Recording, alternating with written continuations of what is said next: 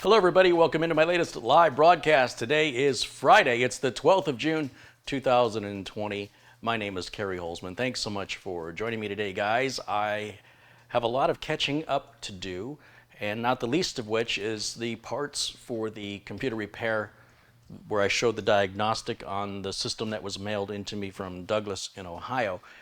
Douglas and I spoke about what replacement parts we wanted to go with, and those have arrived. And so today I will put his system back together, and then it'll be ready to go out to him. I'll probably send it out on Monday if everything goes well today. That being said, a couple of news items to let you guys know about. One is PCWorld Magazine has their own little software store. Now, I'm not one to come in here and promote suspicious sellers of Windows license keys and Microsoft Office license keys. I have an issue with accepting money on behalf of sellers that may be doing something not quite kosher. But I trust PCWorld Magazine, and I thought I would just share with you. I'm not making any money at this. This is just one friend telling another that until the end of this month, until the end of June 2020, PCWorld Magazine is offering a Windows 10 Professional 64-bit retail license for $39.99. Now, that's only good for one PC for the life of the computer. It's tied to the motherboard, so if you change out your board, your license key isn't going to work anymore. I suppose you can call Microsoft and reactivate in that particular instance, but buying or building a new computer, you'd have to buy a new license. And that's typically the way license keys work. So I put a link in the video notes below today's video, below this video right now, that'll point you right to that PCWorld website where you can purchase, like I said, Windows 10 Pro. It's the retail edition. I guess you're not mailing you a box or anything. You're going to download it and you're going to get a key. And it's $39.99. Typically, a Windows 10 home product key retail is about $99. And then the Windows Professional product key is about $160, right in that ballpark. So that's a significant savings. You can basically get 4 Windows 10 Pro keys right now for the price that typically is the cost of one. Now, that being said, it's a reputable, PCWorld Magazine is very reputable. They've been around a long time. And I'm assuming that they've done their due diligence with regards to who the seller is. And just want to pass that forward. There's no profit in it for me. There's no affiliate link.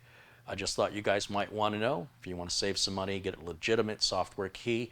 Deals like this, I've never seen a deal like this. I was going to say I don't see it too often. I've never seen it before where it came from a legitimate source or a verifiably legitimate source. And that being said, check it out if that interests you. I want to once again thank our folks over at Cyber Systems, or Cyber System. Simon over at RoboForm is working with me here at the channel to support us.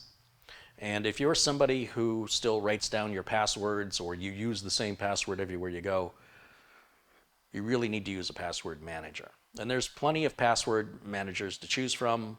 I think you should use one, and I think that once you do use one, you'll wonder how you ever live without it. The only password manager that supports us here is RoboForm. And so if you want to show a little support back to them, the least you can do is check out their product. There's a free version of it that will store a limited number of passwords. And we're offering now a 30% off discount for the rest of the this trial run, if you want to call it a trial run of my first and only sponsorship. So my thanks to Simon and the folks over at Cyber Systems for providing this permanent discount for all of my viewers. No more of this one discount for a certain amount of time, another discount for another period. This is it, 30% for the next couple of months here, and it'll be a regular staple that you can count on here. So if you're perhaps waiting on some money or you're not ready to purchase it yet, just know at least for the next 2 months, that won't change here on the channel. So we'll go through with Cyber Systems through August. and then we'll reevaluate and determine if we're going to continue moving forward. It sort of depends on what sort of response Cyber Systems is getting from you guys, the viewers, and it's income versus expenses. What are they spending to support the channel? What are they bringing in? And that's why I call it a trial. We'll see how it works, and hopefully we'll have a long-lasting relationship. We'll figure this all out. And if you guys want to show some love or you want to check it out, I do believe it's in your benefit to do so, because password managers are critical today. I let RoboForm generate passwords for me, so it can come up with these really complex passwords that I will never remember. And all I do is remember my login and password for RoboForm. And even when I'm shopping online, I hit the RoboForm button. It fills in my first name, last name, street address, city, state, zip code. Just one button fills the forms. So it has the form filler, password filler outer, I'm going to call it. And link for that, of course, in the video notes below the video.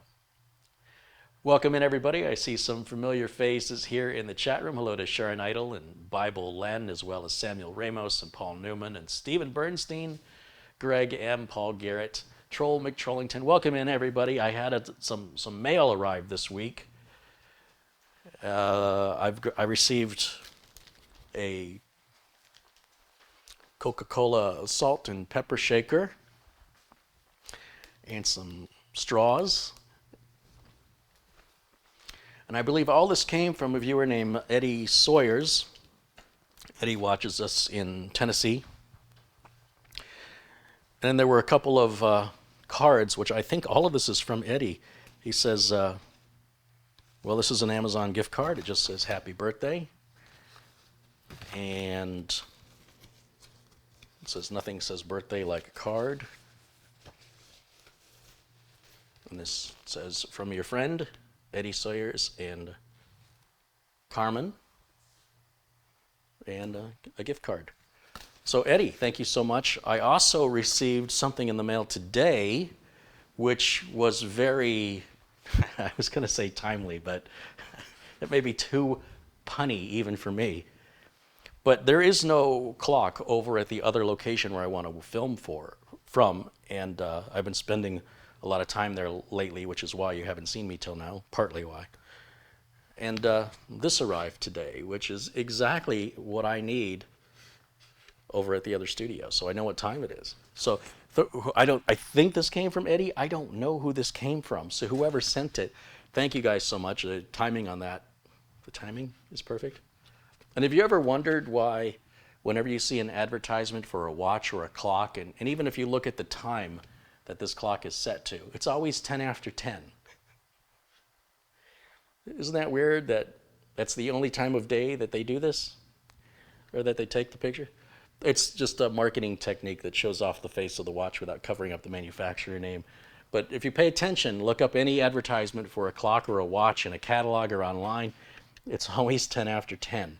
So we'll let the conspiracy theorists chew on that one for a while. I also received some parts that I ordered that are going to be for a upcoming project. This is just catching you up on what's going on around here the last week since I haven't been available. I wasn't able to get the 10900K. They're just sold out. So I've got the 10700K, which is the 10th generation Intel chip. I don't even have a motherboard for it yet. So I thought I would order this for an upcoming project for the channel, and it'll probably be sold off. I don't know yet. And then I was rendering earlier this week on my office computer, which is not ideal for rendering. I'm just using the Core i5 9400 with built-in graphics. And it did a good job considering, but I bet this job could have been rendered in 20% of the time if I only had one of these. So I picked up one of these. This arrived today, the GeForce RTX 2080 Ti Black Edition from EVGA. Some of these parts are really hard to get right now. Graphics cards, power supplies, and many motherboards and CPUs are difficult to get throughout this recovery time that we're in with the pandemic going on. And it's all for future projects. I also got a call from my good friend Mike Smith. Mike needs another computer similar slightly modified from what we built for him. We called it the Beast. So I got off the phone just a little while ago with Mike Smith discussing the Beast Part 2. This will be another machine that will be equivalent to the Beast that we built for Mike. He's so happy with it, he needs another one. So that'll be an upcoming video, I hope, next week. I need a part to arrive before I start the build. Everything else I've got in stock. It's going to be an i9 9900K, the Gigabyte Z390 Aorus Pro Wi-Fi, a Corsair 200R with a DVD drive, a 2 terabyte Samsung Evo Plus, and a 2 terabyte ADATA drive for storage, along with a 1650 graphics card, only because he wants to hook several monitors up. He doesn't really care about the performance of the card. He's just going to be doing work with it. So 1650 is more than enough for him. And what else? I've got a Be Quiet Pure Power 11 power supply that's 700 watts modular we'll put in there. And of course Windows 10 Professional. 32 gigs of RAM.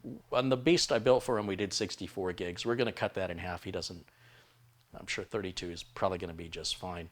At the end of the day, it's probably a $1,600 computer, and we'll build it here live next week as soon as that video card arrives. Of course, the Mugen 5 cooler will be used just like we did before.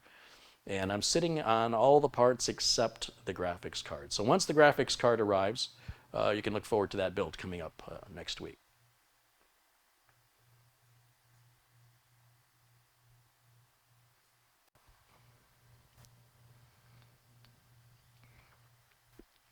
Before I get started on today's build, I wanted to take a minute just to kind of catch up with you guys, to hang out for a minute. And well, I've had my moment here. Feel free to ask me anything or tell me what's on your mind right now, and we'll address that before we move forward. I'm also going to revisit the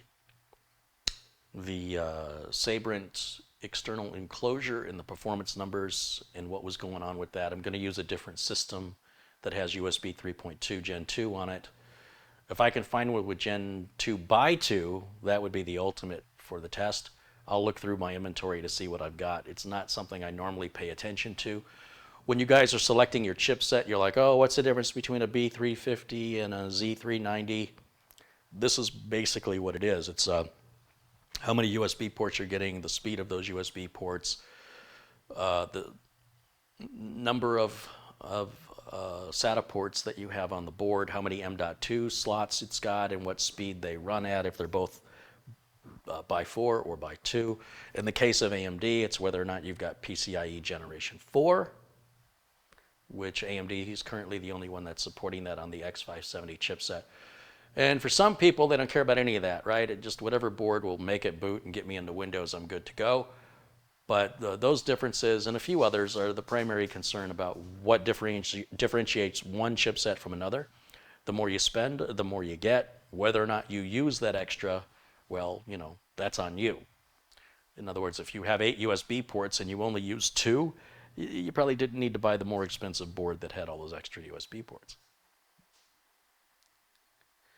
Matthew wants to know how my dad is doing. Thank you for asking, Matthew. He's still hanging in there. I haven't heard much, so typically no news is good news. I assume it's more of the same. Eddie says, did you get your birthday gifts from me? Eddie, you must have just joined me. If you would please rewind this video. It's live, but the DVR mode is enabled. And I just showcased everything that you sent, along with your cards and your gift cards. Thank you so much for sending those. It was very thoughtful of you. TWC wants to know the difference between a K processor and a non-K processor. Well, I have a quick tip video that explains the difference between a K processor and a non-K processor. But to make it as quick as I can, a K processor is 10% faster than a non-K processor. It does not come with a heatsink. The Ks assume you're going to want to provide your own cooling. And they can be overclocked. They're unlocked processors. Those are the three differences. If you want the fastest chip, regardless if you want to overclock it, if you want the fastest version of that chip, then you want the K version of the chip, as far as Intel goes. Carey, are you going to do any more retro arcade videos or a build? Well, Chris, I've got an interview scheduled with a co-owner of a place called Starfighters Arcade out in East Mesa, Arizona. And we're going to sit down and we're going to talk about this arcade. The reason why is it's the largest arcade I have seen in 20 years. They've got over 70 pinball machines. I don't even know how many arcade tables. Stuff, video games that I haven't seen in years. And I reached out to them, and they're just now reopening throughout the pandemic, and they're reassuring people of the procedures that they're going through to make it a safe environment. And I thought this would be a great opportunity to introduce us to your business. Let's get some B-roll of all these video games. Like I said, some games I've completely forgotten about. They just weren't very popular. And this guy's an aficionado. And I want to know why. And is this just a hobby that grew out of control and you've made a business out of it because you enjoy it? Is this a passion project? There's lots of little trinkets about the place, from old 1980s album covers from Duran Duran and the Cars and Talking Heads to models of the Space 1999 craft and Johnny Sacco and his giant robo, the flying robot. There's even a full-size telephone booth reminiscent of Bill and Ted's Excellent Adventure. It's just filled. It's just the geekiest place ever. It's the best. And I want to talk to this guy because he seems like he and I would get along just fine. And then maybe, just maybe, I'll convince him to play a game of Galaga against me, and we'll see which of us is, the supreme Galaga nerd. Not that I'm the best Galaga player ever, but, I can hold my own if I don't say so myself. So that's coming up, and I'm very much looking forward to that. I just have to find the time to get over there. Some of the things they're doing to keep it safe, obviously pinball and arcade machines involve using your hands where other people will have used their hands. So they're offering people rubber gloves if you want to wear them. And they're also put up hand sanitizer. So after you use the machine, there's hand sanitizer all over the place, and you can, use that sanitizer and clean your hands after playing the game. So they put in some really good measures to keep it safe. They're only open, I think they're only open 2 days a week or 3 days, like Friday, Saturday, and Sunday, if I'm not mistaken. And so I'll go in there during one of the days when they're closed. We'll see if we can get them to fire the machines up so we get some nice B-roll. And pick his brain a little bit on, I'm particularly interested in who's fixing these pinball machines and where are you getting the parts from. That's two giant obstacles with current maintenance of pinball machines. The parts are extraordinarily difficult to find. And finding anybody with the skill who actually knows how to repair them, well, he's going to introduce me to the guy that does that for him. He's got a pinball repair guy. I guess his name is Kevin, and we'll talk to him too and find out. Why do you do this? You can't pay well. There's not going to be good job security in it. There's limited employment opportunities for fixing pinball machines. What's wrong with you? Thank you, by the way. We're going to find all that out and some more. And I'm very much, if you can't tell, I'm very much looking forward to that interview. That's called Starfighters Arcade. And you can find them on Facebook. And here on YouTube, they have several videos on their own YouTube channel at Starfighters Arcade. Big old school arcade. When I mean big, this place, I would guess, it's got to have somewhere around 150 between pinball machines and sit-down games and stand-up games. I would guess about 150 machines. And it's all on free play. You just pay like $11 or something when you walk in the door and play whatever you want as long as you want until they close. Pretty straightforward.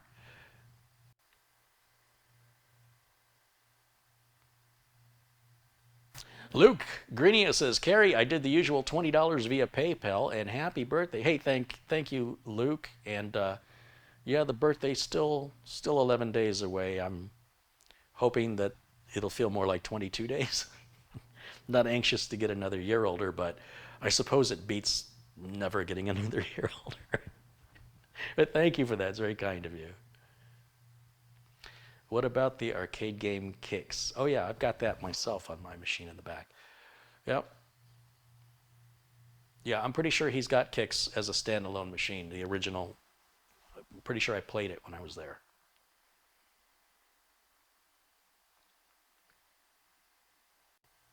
Let me scroll through some of these chat messages to see what I've missed here.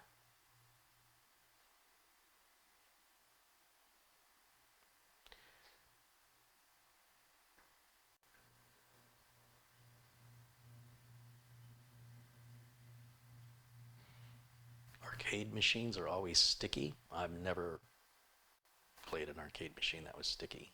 Don't know what arcades you're going to.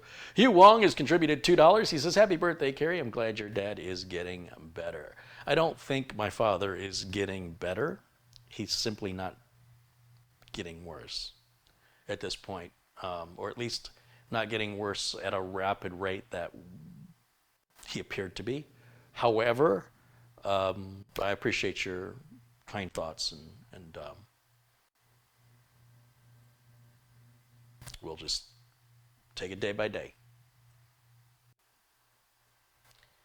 Al Cooey says, "I love the Carey Holzman mouse pad. Your sister is doing a great job." Thanks, Al. She ordered a limited number of those mouse pads, and they all flew out of here. Like, I think they're all gone, if I'm not mistaken. You can check car-ey-lyst.com and see if they're still available, but I think they're sold out. I went ahead and told her to order another batch. So I think we've got about 100 more coming, and then I'm not sure that we'll carry them after that. We'll see how long it takes us to sell those 100. I expect they'll be around for a while. So if you missed the opportunity to pick one up, they will be back in stock here probably in a month or so. You'll just have to visit, it's either car-ey-lyst.com or shop-car-ey-lyst.com. I think they both will take you to the site. Even just car-ey-lyst.com. We got the other sites because Google Chrome gives you this warning that the site's not safe. I mean, it's doing that for ZDNet and a bunch of other really reputable sites. So whatever that's all about, I didn't want people to be concerned. So by using the other domains, they'll take you there without those ridiculous warnings. Paul says there are 2 live rocket launches today. Right on.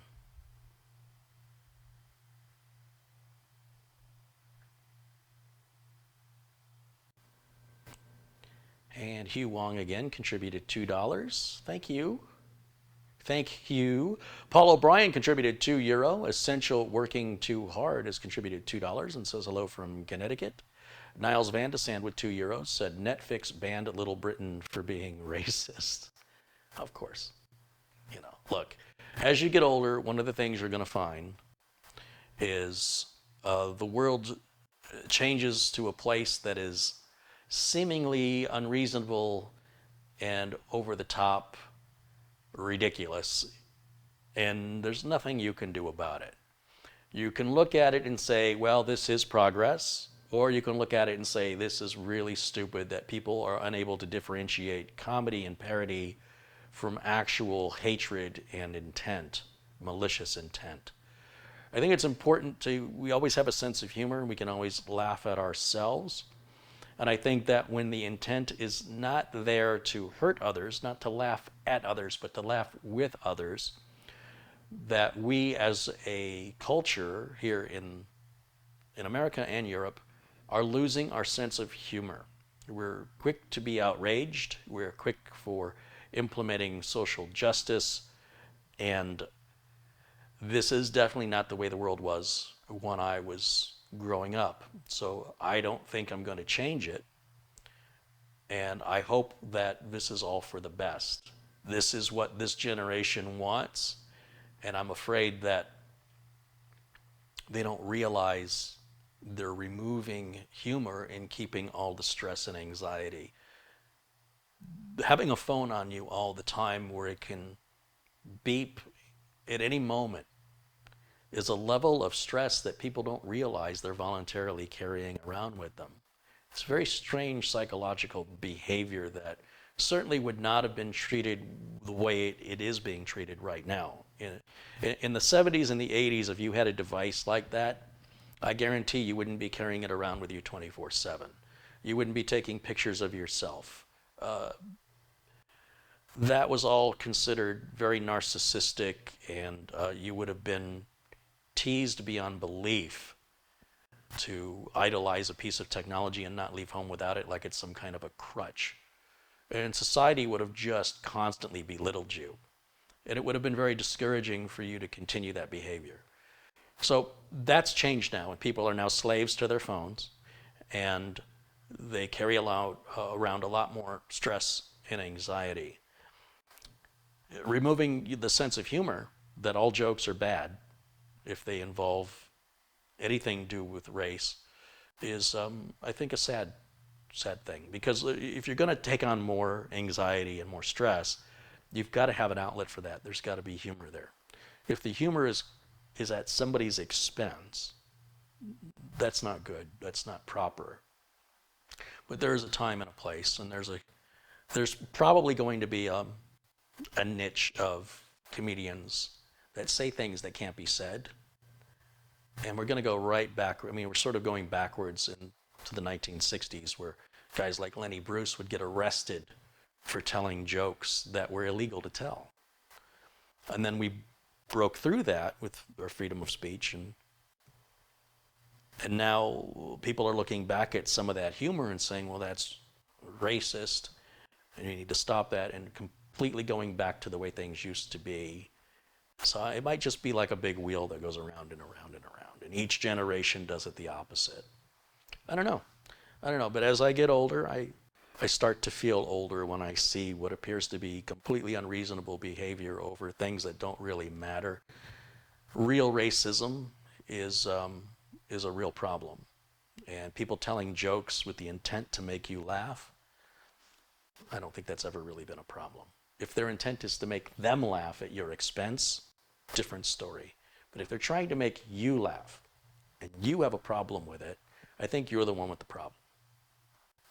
Contribution just came in here, $50. Wow, very generous. That's from Thomas Beckenstow. Hey, Thomas, thank you so much. He says, I missed you this week. Hope all is well. Super opening. Yeah, my sister did some new intros for me, so I was trying that one out today. Abdul Azim Patel with $1.99. He says, very true. Hey, thank you, Abdul. And Kostas Savides has contributed €2. Not sure I'm pronouncing the name correctly, but thank you for the contribution and the support. Paul O'Brien contributed €2. He says, buy some dog biscuits for Jimmy and Lyle. That's actually on the to-do list. Mike Yazzie has contributed $20. Joseph DeGrace contributes $10. John Yasuda contributes $20 and says, have some pizza and a Coke for your birthday, Carey. Happy birthday. Thank you. And Niles Van de Sand with €2. Abdul Azim Patel contributed $1.99 and said, arcade days were the fun days. Yeah, they were good times. And they're still fun. Patrick Russaw with $5 contribution. Hey, thank you so much, guys. Thank you for supporting the channel. And I guess I can get some work done now that I feel like we caught up a little bit here. Back up to speed with what's going on. And we got, what does it say, 640 people, 650 people watching live. And if you feel like doing a kind thing, all you have to do is hit that thumbs up button. It lets content creators know that you like the content. How does that go? This way?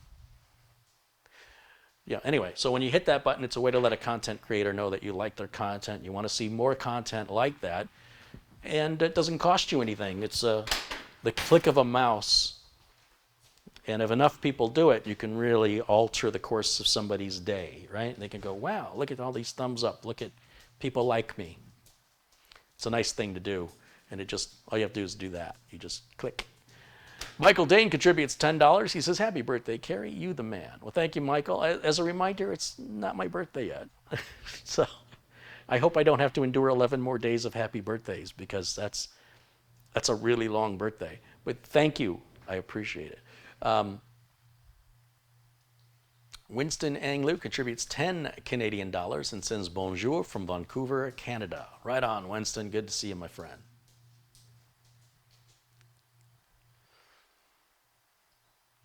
John Rogers says, I remember when the Smothers Brothers got in trouble for their content.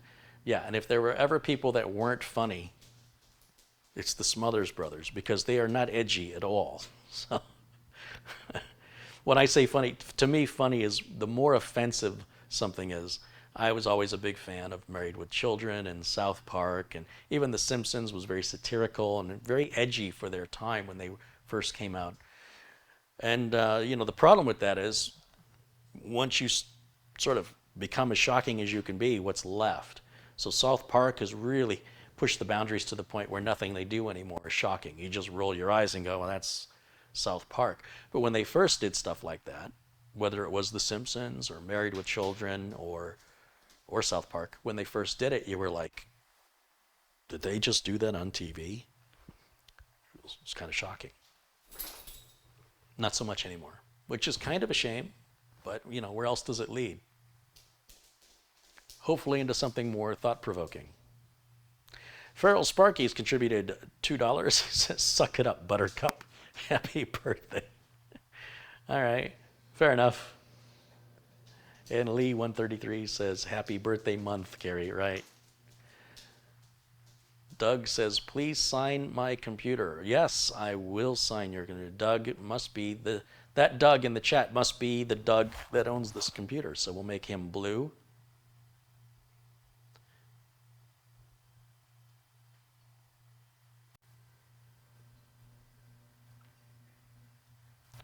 And I think I'm ready to get started here. Another contribution from Costas of €5.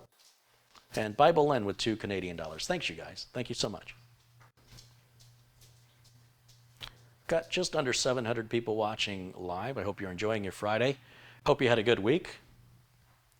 And let's get to work.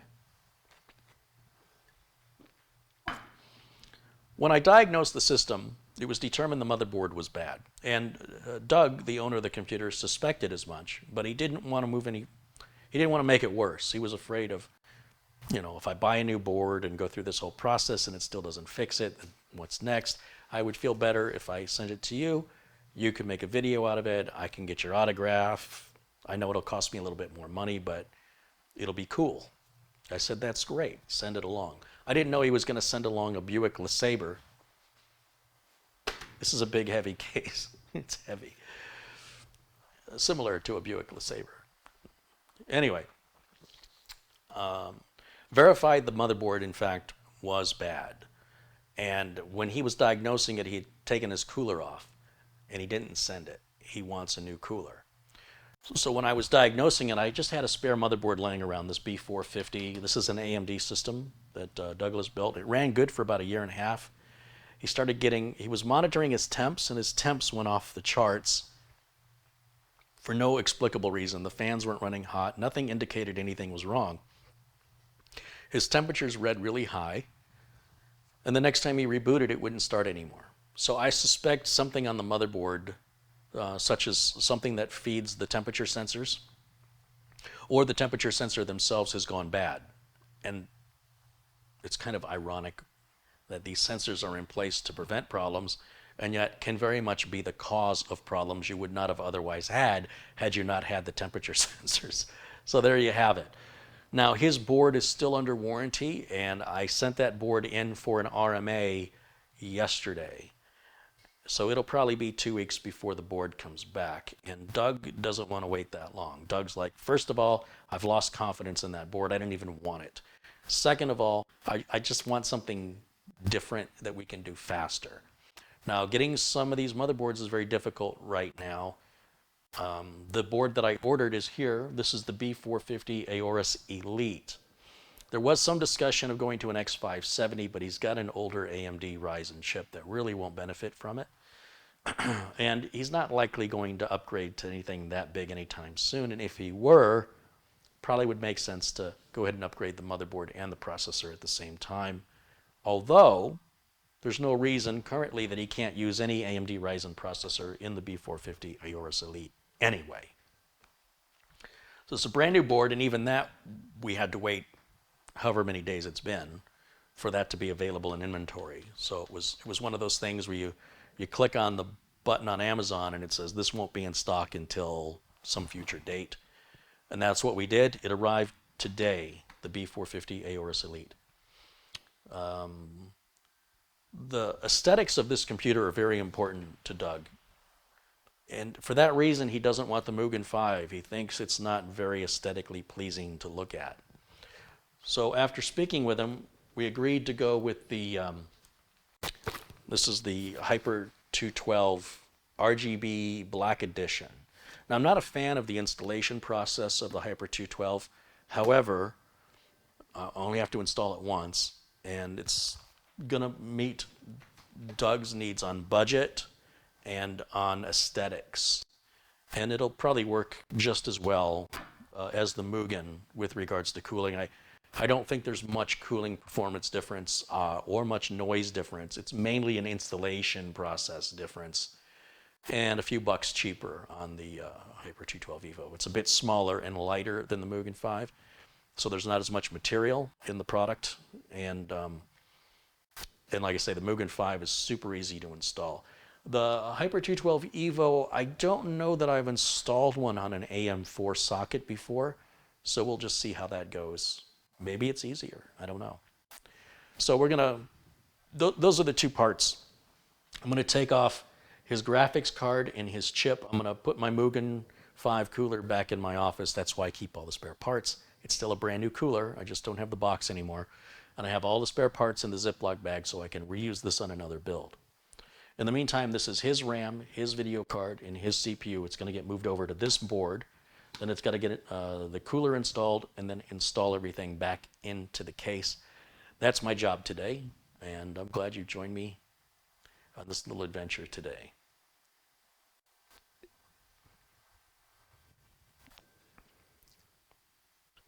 Solo says, sensitivity training is mandatory yearly training now.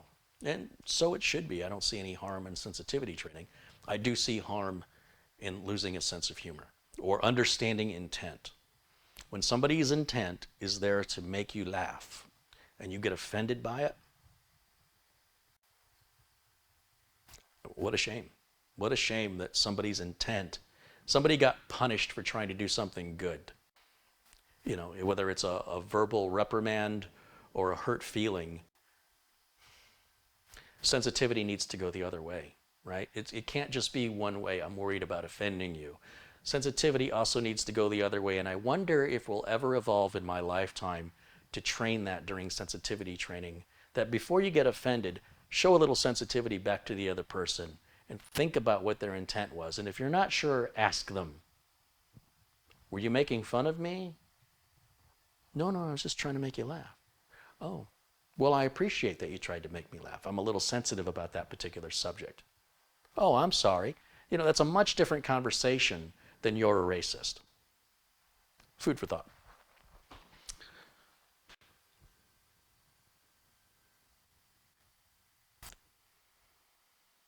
Alan Wimp contributes £2. He says, have a Coke on me. I hope you're well, mate. Hey, thank you, Alan.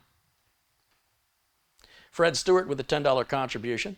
Samuel Ramos with a $10 contribution. Thanks, Fred and Samuel. Samuel says, happy birthday. Thanks.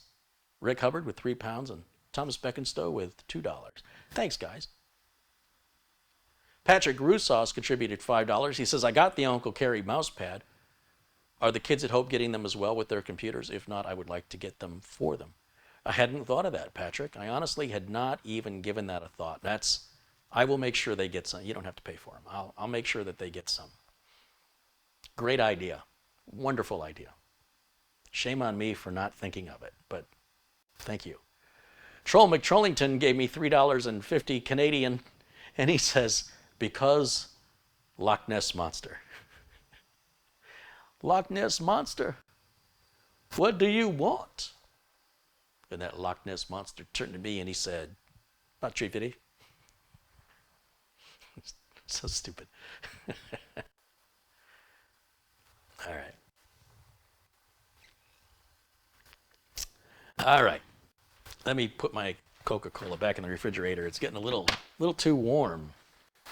And I guess it's time to do a little dismantling, which personally I love. I love taking things apart.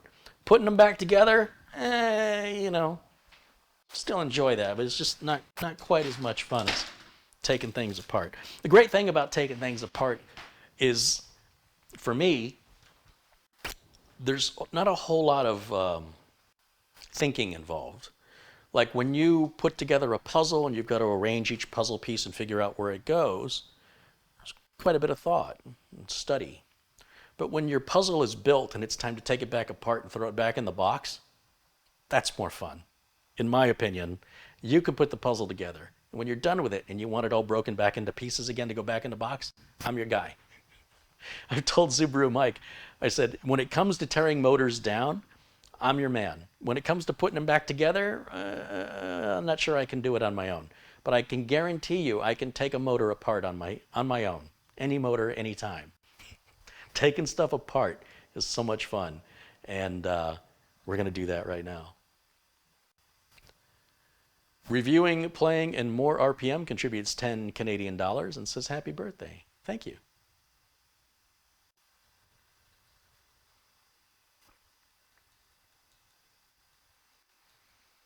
Carey's store is not listed. Oh, I probably have to add the link to the video notes, but just go to car-ey-lyst.com.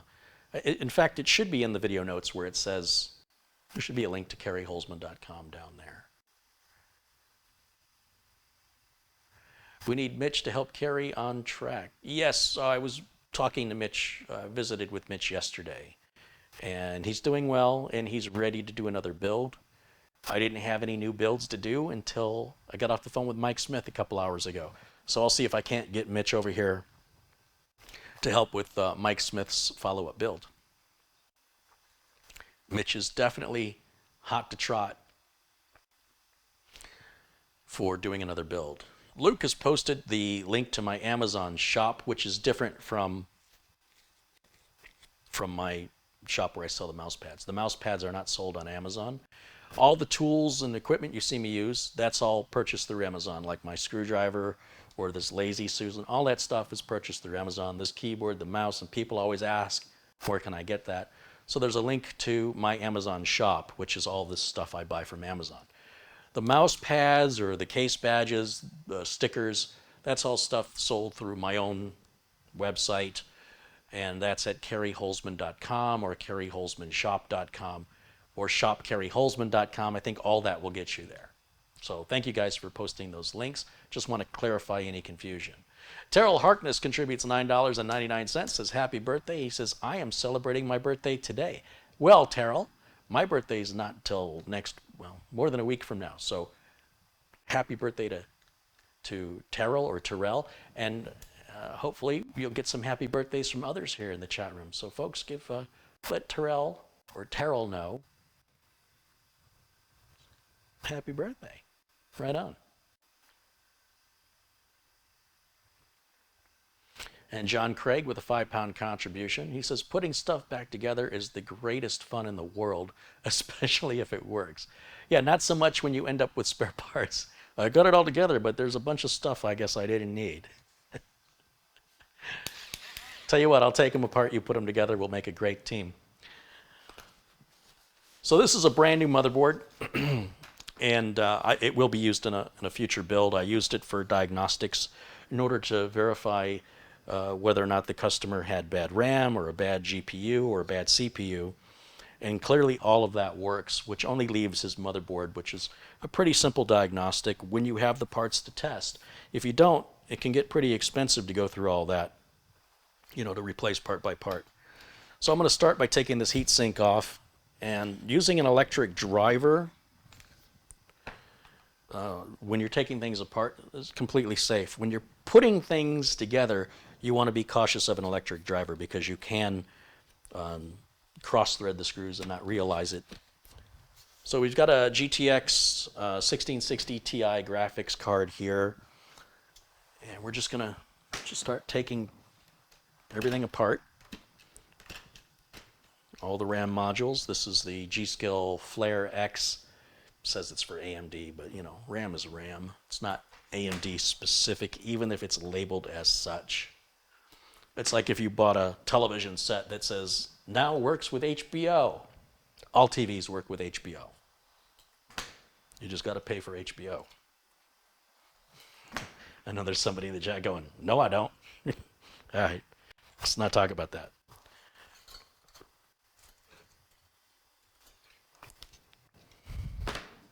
So again, the cooler is my cooler. I'll reuse it. It's brand new.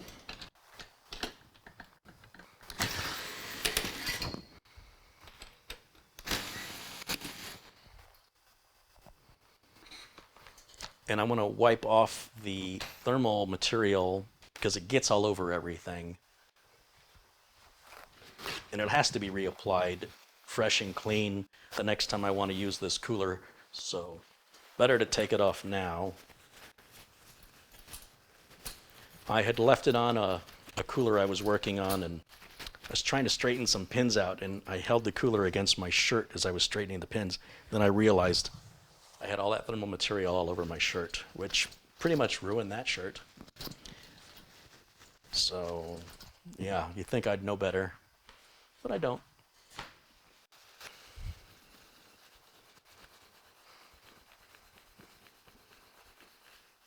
It wouldn't bother me so much if these shirts weren't $40 a piece.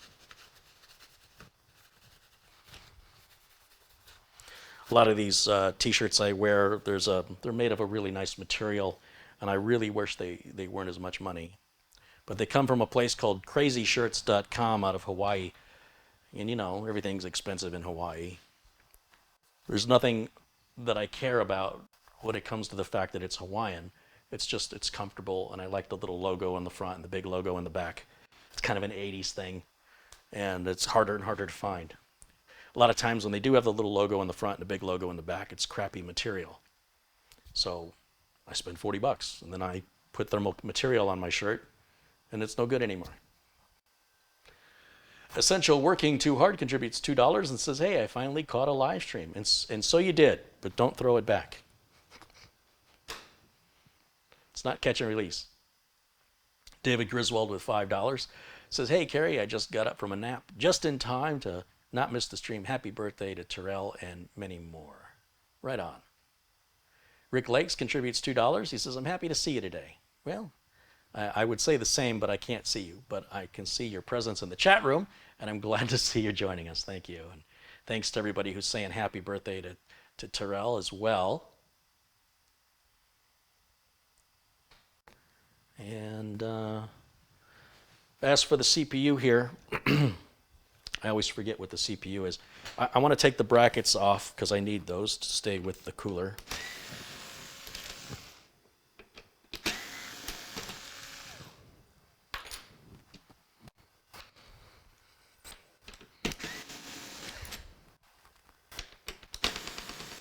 There's a part of me that's thinking I should leave these brackets on, because the next build I do with this motherboard is probably going to use this Mugen 5 cooler. And then there's another part of me that's like, well, it's brand new, let's put it all back the way it was, which means I have to put the little plastic brackets back on, which I have here somewhere. And the CPU on Douglas's build, as I mentioned, the reason why we didn't go hog wild on the latest and greatest motherboard is he doesn't have the latest and greatest CPU. This is the AMD Ryzen 1700. Ryzen 7 1700. So it's not the latest. And putting it onto a B450 Aorus Elite board is kind of a step backwards from what he had, right? Because he had a 470. But on the other hand, he had problems with it. So ultimately, at the end of the day, if the machine runs and it stays running for a long time, that's the best performance you can ask for. And we're going to put the chip onto the new board here in a moment. I just want to put those little plastic brackets back on. And I just have to figure out what I did with those little brackets. I know I kept them. I think I put them in my office. And when I was getting ready to film today to go live, I thought I brought everything out I was going to need. So, yeah. There's that.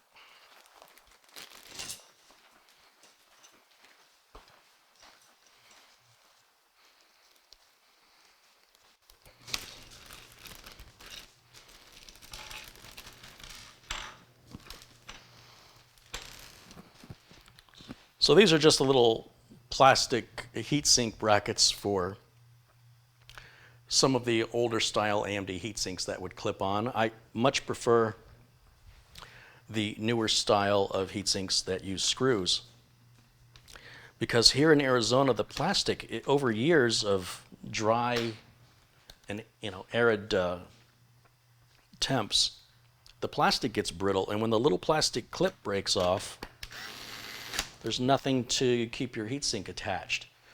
I have repaired more than one computer back in the AMD Athlon days where the chip overheated to the point of self-destruction because the little plastic clippy deal right there got dry and brittle and broke off. And the customer doesn't know. They go turn the system on one day. If it won't boot. It overheated. It got to the point where the chip cracked. Now, newer chips will thermal throttle to protect themselves, but back in the day, there was more than one system that I had to replace. Basically, the motherboard and the CPU. And the reason I had to replace the motherboard is the CPU had become so hot that it caused damage either with the VRMs or the area around the socket of the board, which required the board to be replaced. And of course, the chip was toast. So again, anything that secures down with screws, I feel a lot better about because I've had that experience.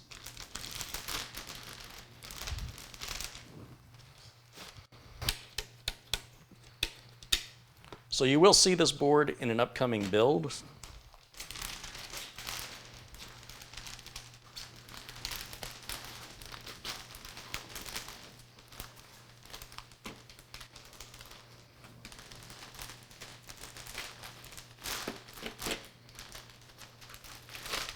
In fact, when I purchased the board, I had no idea I would be using it for diagnostics. So who knows what tomorrow holds? There may be more diagnostics that this board is used on before I get a chance to build with it. I'm trying to remember how this went into the box.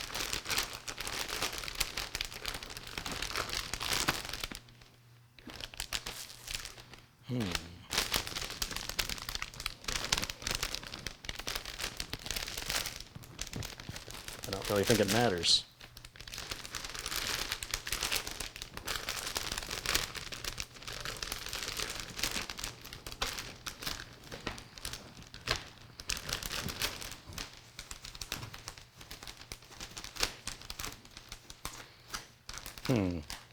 No, this doesn't want to close down.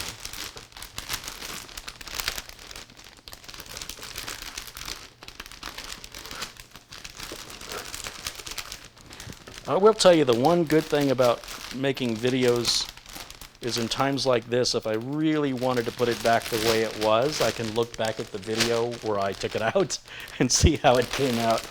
But at the end of the day, it's just important that it's put back where I can find it, and we'll try to, keep it as close to new as possible. Everything else is in there, and like I said, we'll see that in a future build. And I'll just put it over here with the rest of the spare parts. And as for the Mugen cooler, I guess I'll just continue to use the same Ziploc bag to separate out the AMD mounting parts. In case I end up using that cooler on another AMD build, I won't have to dump everything out on the table and pull those out. They'll all be separated for me. Keeps my OCD happy.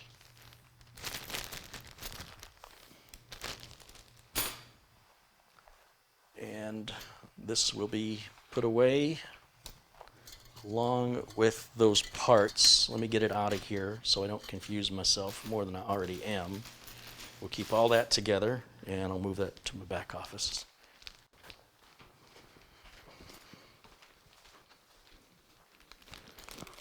Just put it right there. That'll be good. Okay. So that's ready for a new home.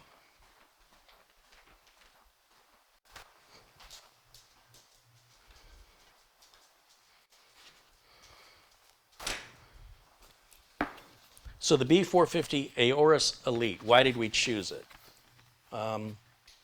Budget, availability, and the fact that it would meet the user's needs with regards to aesthetics. It does have the Aorus lighting controls and RGB, and they, again, the whole black and orange theme is important to Doug, as well as some RGB. Not over the top RGB, but Doug added some RGB in here already, and that he wants that plugged into the board so he can control the lights through the board. So we had to have a board that was going to work with. and we had to have a board that was going to ship sometime this month, and we had to have a board that was, under $200. So this is how we ended up with this.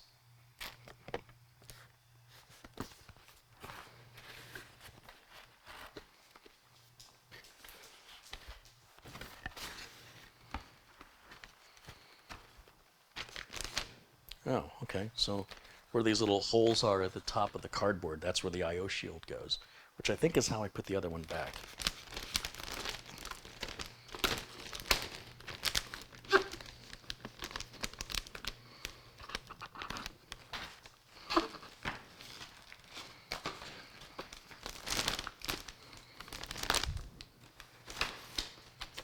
Underneath this cardboard, we have, it looks like a screw for the M.2. Oh, there's a screw and a standoff for the M.2. Before I sent Doug's older motherboard back for RMA, I considered removing the M.2 screws and standoffs. But I thought Gigabyte included them on the board, and I'm looking at this board, and they are included. ASUS doesn't include them. So if you send your ASUS board back with the M.2 standoff and screw, you get back a board that doesn't have those anymore, and then how do you put your M.2 drive back in? So I thought maybe I should play it safe and remove them just to have them, and then maybe I'll have extras if they ship the board with them. But then I thought, no, Gigabyte is not ASUS. Gigabyte will send me those back. We'll find out if I'm right or wrong. Like I said, I just sent it out yesterday, so it'll probably be 2 weeks before I get it. And to Gigabyte's credit, I didn't have to wait 3 days for a response. When I filled out the RMA request, it was approved in 24 hours, less than 24 hours. I was expecting 2 to 3 days knowing Gigabyte, but they surprised me in a good way.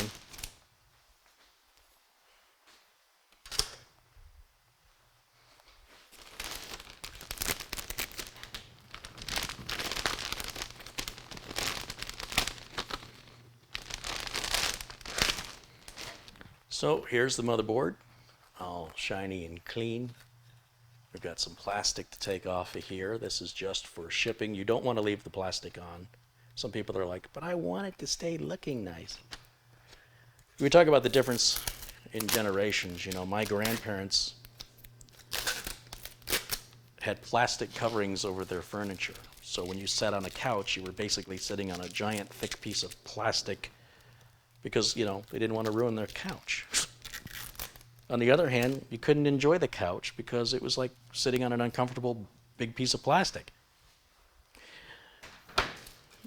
But we're not rich people and wanted to have something nice and keep it nice and avoid damage from spills or staining or who knows, whatever else, dirt, dog hair. And it was pretty common for people that were my grandparents' age to do that to their furniture. I just think, what's the point of having anything nice if you're going to cover it up and not enjoy it? So in a similar fashion, the plastic needs to come off because this area here is not a heat sink, but where they put plastic over the heat sinks get hot, the plastic starts to melt a little bit, and it puts off a really bad odor. And then in time, the plastic will bubble up and it will discolor. And you'll say, wow, that motherboard looks terrible. And then someone like me will come along and go, well, did you think about removing that plastic? I see friends that still keep the plastic on the remote controls for their TVs, and they look just awful. The dirt and the finger grime all over that plastic. I'm like, take that off of there. Yeah, but then my remote will get dirty. And then you'll clean it.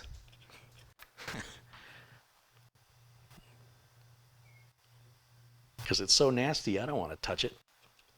Checking to see if there's plastic on this heat sink right here. This is going to light up right down here. This Gigabyte logo lights up. Just like on the board we took out.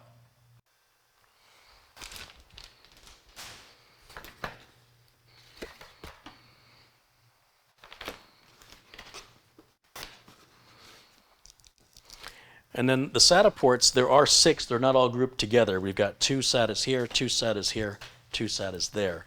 And he's running 4 drives in this machine. 3 solid state 2.5-inch drives and a 3.5-inch mechanical drive. So that's still exactly the same number he had from the previous board, and something I was paying particular attention to when I was making my recommendation of which board that he should get.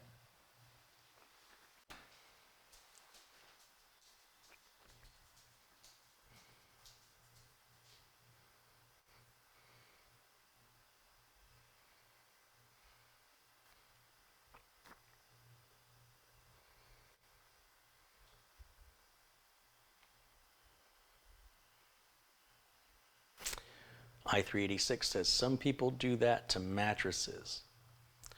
Yeah, and some people have a really good reason, but for the most part, there are better solutions than leaving it in a plastic, crinkly, loud bag. You know, there are mattress protectors you can put on that don't do that. And likewise, with regards to any type of furniture, there's other ways to protect the furniture, things like Scotch Guard and things like that to help protect the fabrics from staining.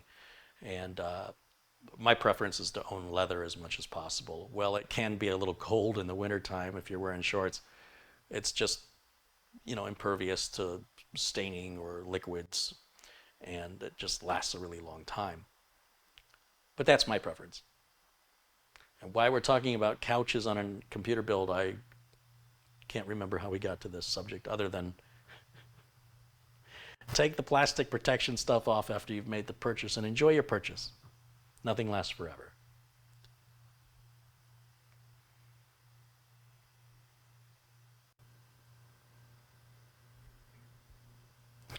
Paul O'Brien says, hey, Carey, my daughter is 5 years as an IT tech. I shared your channel with her, and she's looking forward to a refresher course through your knowledge of IT. Right on. Thank you, Paul. I'll make sure Paul's a moderator in here.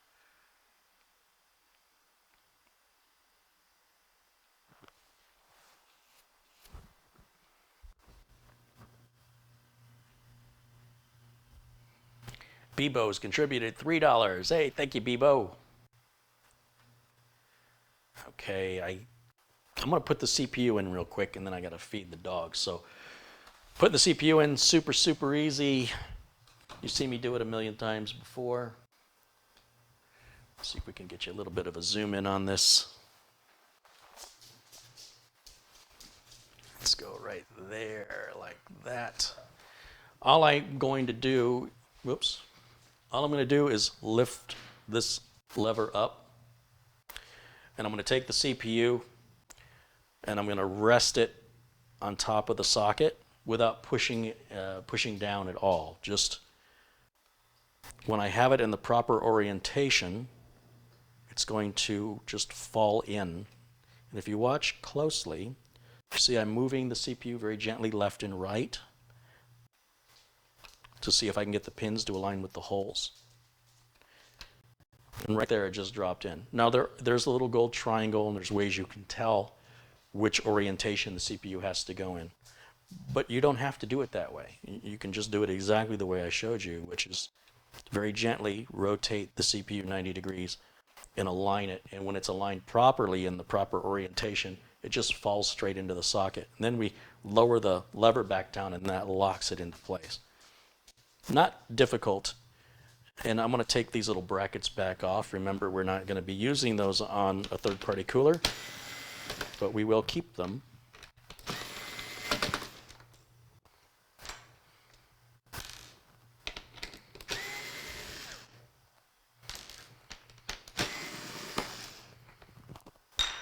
Voila. And now it's dinner time for the boys. Let's get this back off here. Let's pull that back. I can see somebody is waiting for food. Are you waiting for food? Is your table ready? Is your table ready? What? What are you saying? Talk to me. What you got to say? Here. What do you want to say?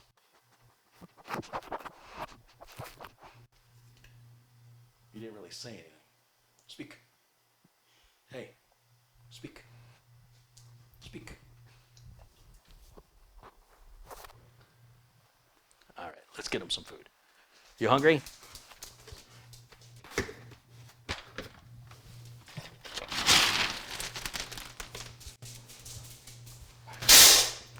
There's one. See if I can. May not be able to turn the camera that far. Oh, so close. So close. Ah. Where's Mitch when I need him? There he is. You waiting for some food? You're such a good boy. You ready? There you go, buddy.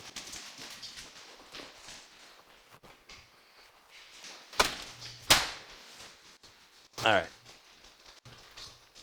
Hey. Got to make sure they're fed or they'll start eating the delivery people.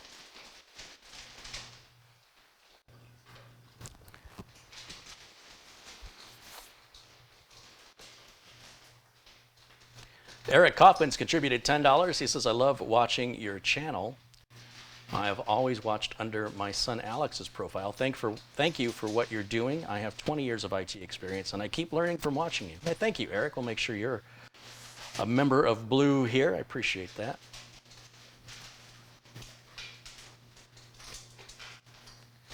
Paul says he's so hungry, even that dog food looks good.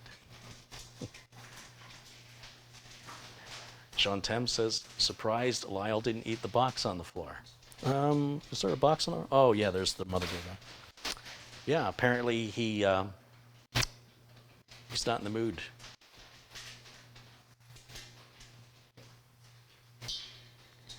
Bible Lens says he's eating Chicago deep dish pizza right now. Yeah, you know, that's a love it or hate it kind of thing, isn't it? A lot of people tend to have very strong feelings about deep dish. There's only one Chicago deep dish I like, and that is Lou Malnati's out of Illinois. And they opened up a location, the only location outside of Illinois, about 12 miles from my house in downtown Phoenix. And wow, they nailed it. It tastes exactly the same. Now, you're going to make me want to wrap up the stream early so I can go to Malnati's. It's been a while because of the crisis. Let me check my hair. Still there? It's all still on. Does my wig still fit? Oh, I see. It's cookie time. Is it cookie time? Is it time for cookies? Is that what you're doing? You're just going to stare at the cookie jar? Tell you what. BarkBox sent us this treat. It's a chicken stick. It's a chicken stick. I think you guys can split it.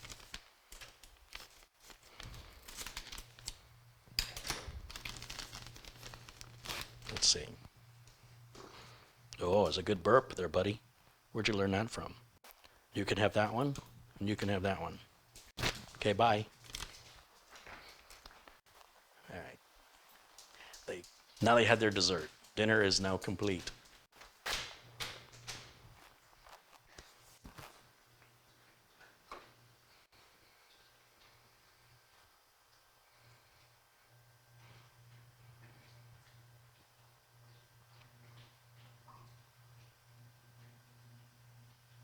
Fluffy chunk.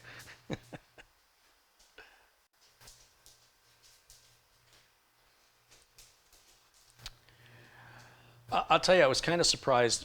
The reason I created my YouTube channel was to try and bridge the gap between the technical people and the non-technical owners of computers that make up the majority of computer owners. And what's been an interesting side effect is I've been told by people working in the IT industry that the people they work with, including themselves, watch my videos, which is the ultimate flattery for me because it's never my intent to try and educate people in IT. If you're already in IT, there shouldn't really be anything here that I'm demonstrating that should be mind-blowing. There might be something I do a little differently that you might find appealing and you might want to borrow from, and that's great. But it's really my intent to help the non-technical people. And it's just an interesting side effect how so many people who work in IT tell me that not only do they watch me, but the people they work with watch me, which is, again, it's very flattering because I really want to express what it is to work in IT and how different it is from what you see on most of the YouTube tech channels, which are primarily enthusiasts and hobbyists. And there's nothing wrong with being a hobbyist or an enthusiast. But I mean, if you enjoy it as a hobby, doesn't it make sense that you'd want to do that for a living? Like if you can get paid to do what you enjoy doing, wouldn't you want to? And I'm afraid that by watching some of the YouTube enthusiast videos that people may be under the wrong impression of exactly what you're going to get paid to do. Corporate America doesn't pay you to overclock DLID or put in RGB or overclock, or did I say overclock? They don't do any of that. But what you do is very important, and it can be very personally rewarding knowing that you saved the day, even if you may not get the thank you or the pat on the back. You know what you did.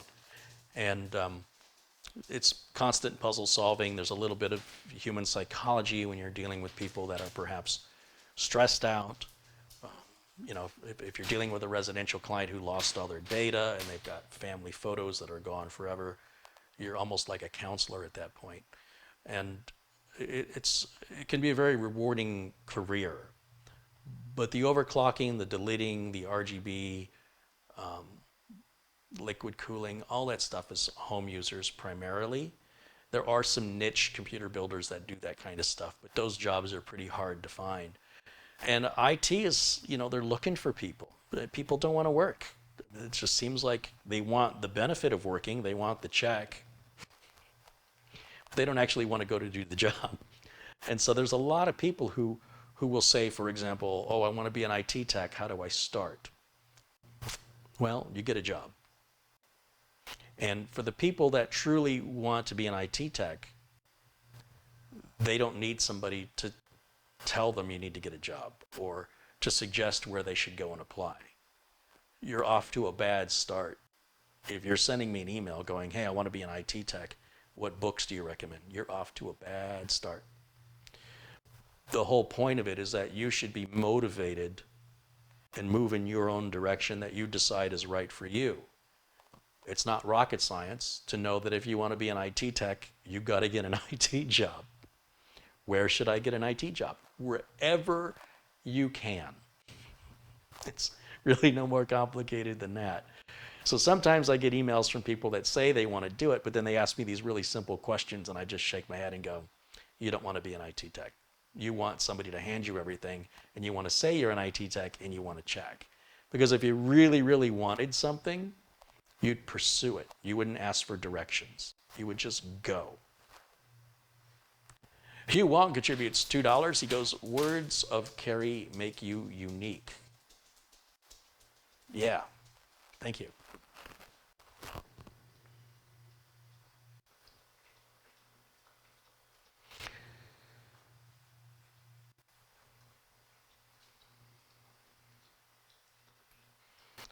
Have you gotten IT certificates? Yes. IT certificates are useful if your employer requires them, and a complete waste of time and money if your employer does not require them. So if you want to be an IT technician, you will get whatever certificates or education that is required by the person offering the job. No one job requires the same prerequisites or experience, nor do they pay the same, and nor will the job entail the same protocols and procedures. It is unique from each individual employer. As such, the education required will also be determined by the employer. You cannot anticipate that your employer will find value in the things that you thought they would. So rather than guess, when you go to apply for a job in IT and they say, for example, that they require an A+ certification and you don't have one, go get one and come back and reapply. Or look for employment elsewhere where that requirement is not necessary. If you're getting it for yourself, just as a confirmation that you have some basic technical knowledge, certainly no harm in that. But if your ultimate goal is to get a job, then you cannot look into a crystal ball and assume all employers are looking for the same thing, that the job will be the same and that the pay will be the same. So I wouldn't invest too much time and money in something that's not a guaranteed investment or return for the investment of time and money involved in certifications. Certifications is a business. It's a business to make money. Certifications expire in order to get you to come back and spend more money so you could pay for another certification test. That is a business. It is not a non-for-profit charitable organization intended to make you a better tech. It's intended to make the companies a profit and to keep you coming back again and again and again. So I wouldn't do it unless that was an investment where I was going to make my money back because it was going to result in a promotion or a raise, a return on investment.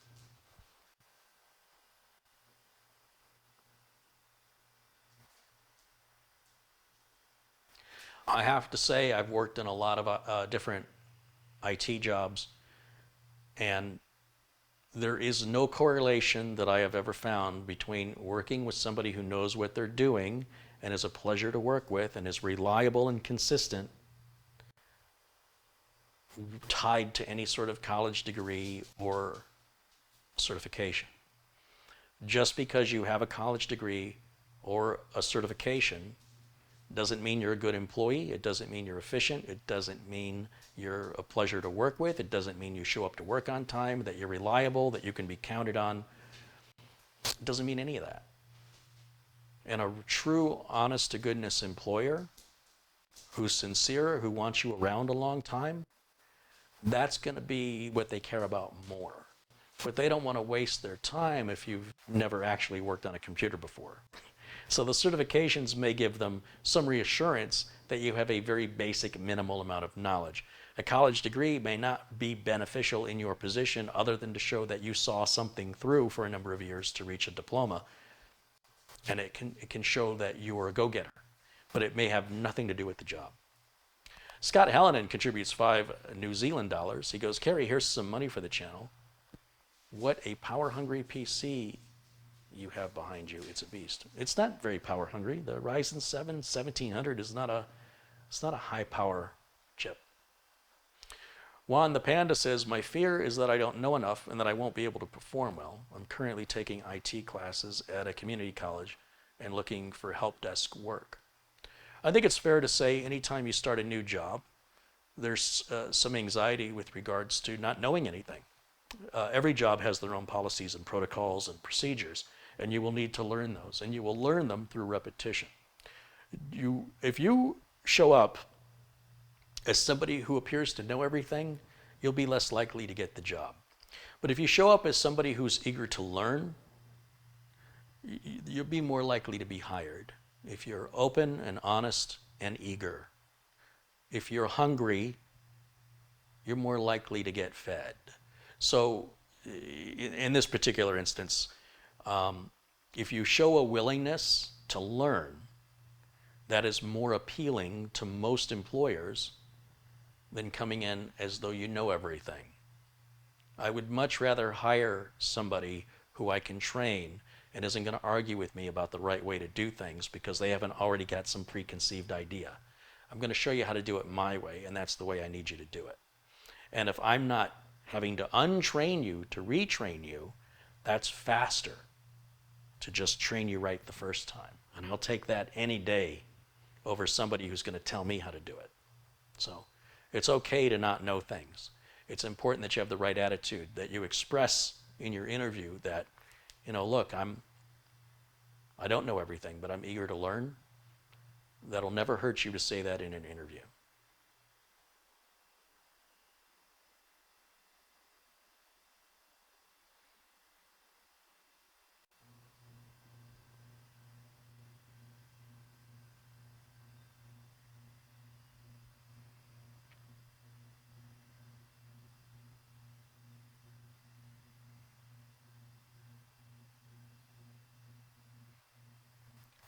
And then, of course, there's book knowledge versus street knowledge. There are people that have been fixing computers that have absolutely no certificates whatsoever and can run circles around you in productivity and getting things done quickly, consistently, and getting it done right the first time.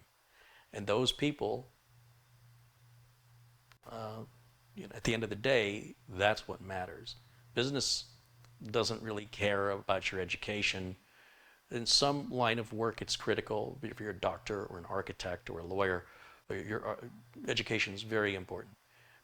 But even in all those instances, the education is only book smart. You still have to have real world experience. I would rather have a guy operate on me who's done the operation several times in the past successfully, but doesn't necessarily have the education, versus somebody who's got the education, he's got the theory, has never actually done it. I don't want to be the first. So, yeah, attitude is everything, and don't short sell yourself. When you're going to a job interview, you're selling yourself. So when you go to the job interview and you've got no self-esteem and no self-worth, why would anybody want you?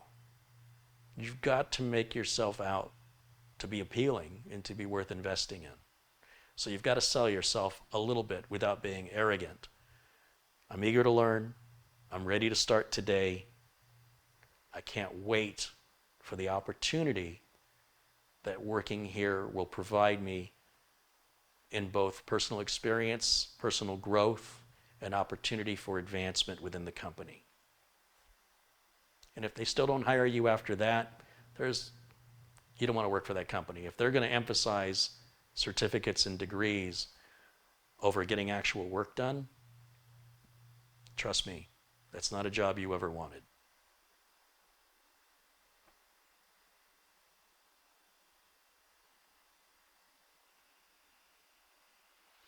John Paul Bacon says having a balance of both would be good. Absolutely. Absolutely. To come in and demonstrate that you have seen things through, whether that's a certificate or a diploma, it shows that you have seen something through. That is proof that you're not just a talker, that you can walk the walk. But it shouldn't be a sole decision maker with regards to whether or not you're worthy of being hired. Not in my opinion. That's not how I would run the business. Some corporations have policies where the people doing the hiring don't have a choice. Like the job requires a bachelor's degree. If you don't have a bachelor's degree, I cannot hire you. You'll see that a lot in government positions where a bachelor's degree could be theoretically in any subject. As long as you've got the bachelor's degree, you can get hired. Intel was that way. You needed to have a certain level of education to be hired by Intel directly, or you had to come in as a contractor like I did. So there are other ways to get into companies besides the traditional way that at the end of the day you end up still doing the same work. Maybe don't have the same job security. It's hard to say. But everything leads to experience. Experience leads to your own value going up higher.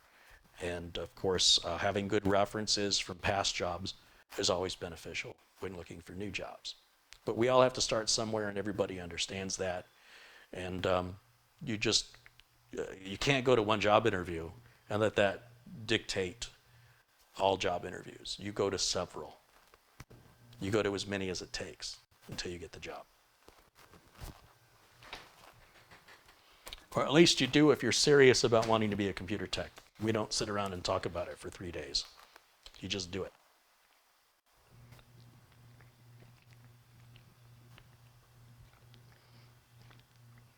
Gatorade time.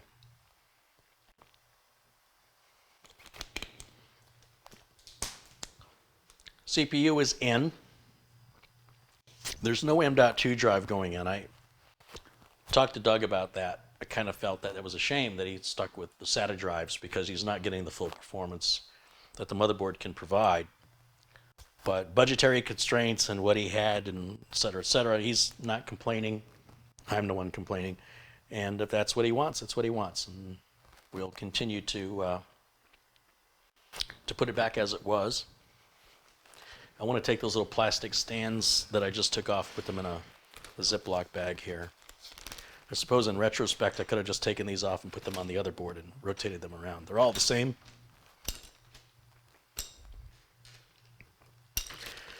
And I got to figure out how this Hyper 212 RGB Black Edition is going to install. I've installed so many Mugen 5s, I've almost forgotten how to install anything else.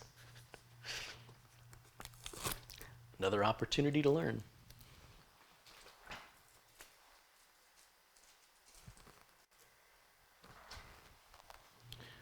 And $10 from Eric Kaufman. Hey, Eric, thank you.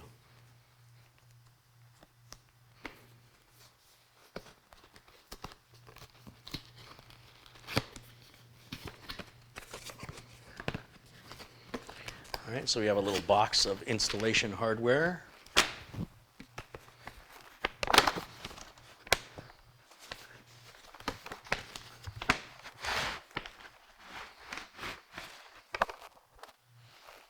And we've got some documentation in here.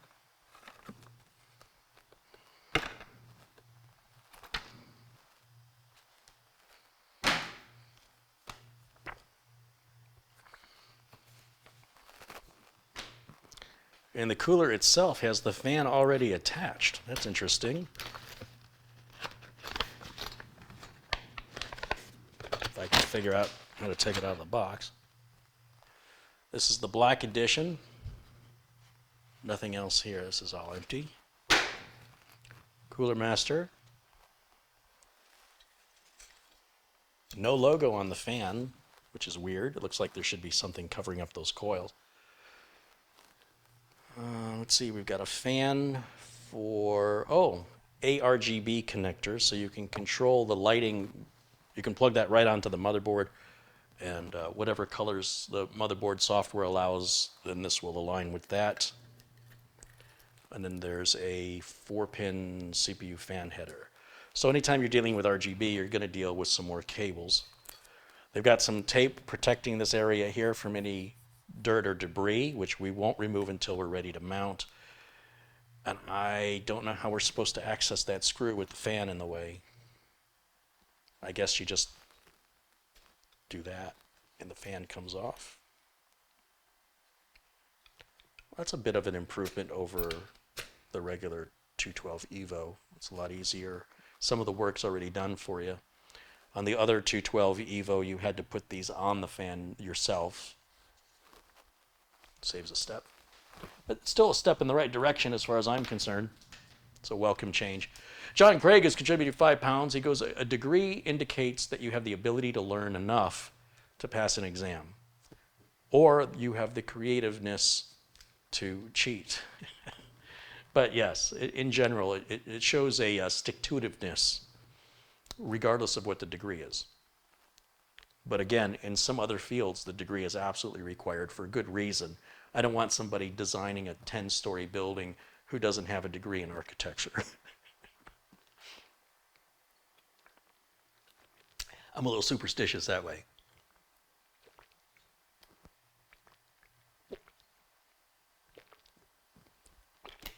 But you'll see, when I take on a computer problem, whatever that is, I'm going to solve it.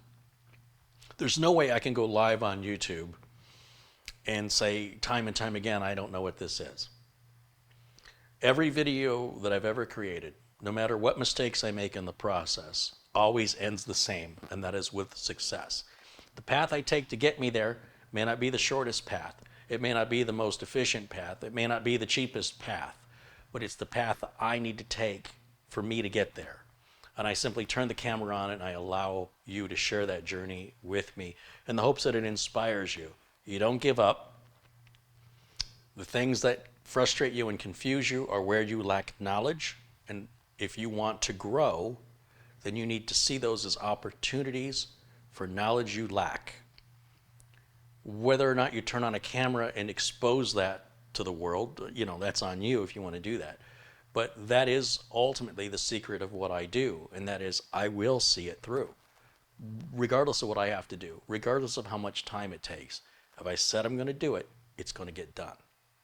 And if it means it's going to cost me some money because I screwed up, that's still a very inexpensive educational experience.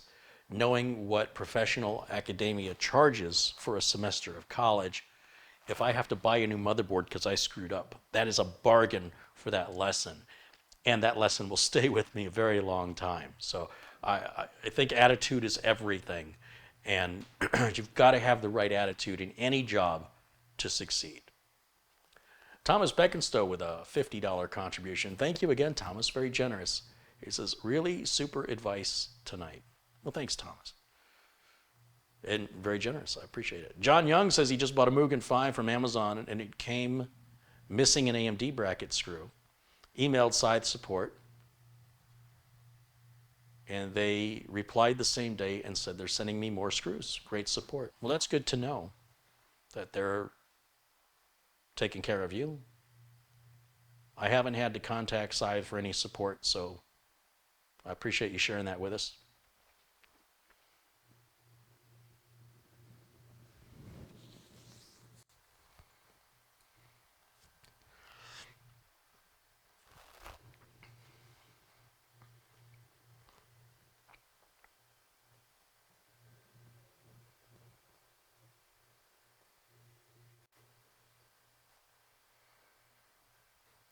All right, let's see. What was I doing? Oh, I was going to put the bracket on. So, or the cooler on, I mean. The bracket for the cooler. Let's see what we got in here. Got a fan splitter for some reason. I don't know why. I guess if you want to add another fan, maybe. Because they do give you extra fan brackets so you can have a push-pull configuration, which we don't need. And they give us what appears to be a universal Intel or AMD mounting bracket, which seems pointless when we already have one that's made of metal from the motherboard manufacturer. And we're going to replace it with an inferior plastic one. I'm not quite sure where the wisdom is in that.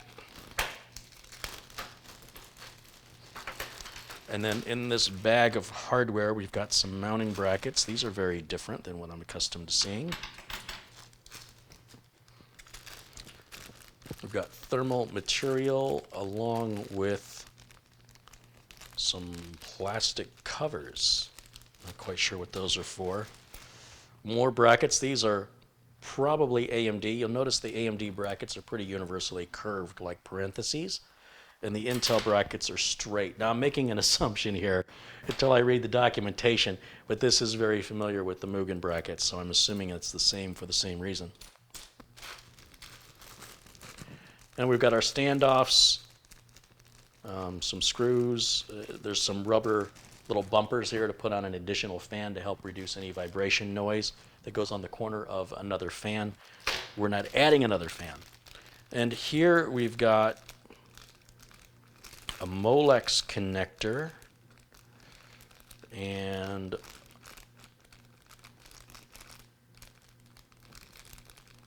some other stuff.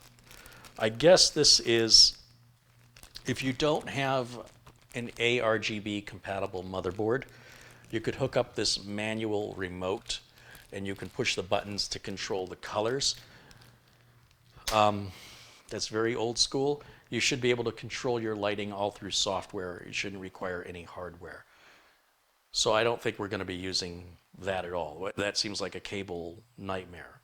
Furthermore, where would you put the little remote where you could access it without taking the panel off? How would you have the wires exposed in such a way that you could push the buttons that wouldn't require the removal of panels? Maybe you could hook something up through the rear, one of the PCI slots, but that's just sloppy. Yeah, that's is what it is, but I don't think we're going to be using that. And let's see what the documentation says. Oh, goody.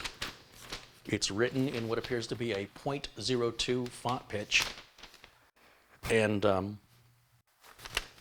no pictures. I'm hoping that's just a warranty page. Let's see if this is the directions.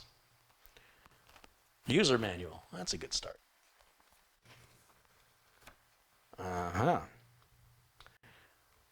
So for Intel and AMD, it tells us all the stuff we've got, blah, blah, blah.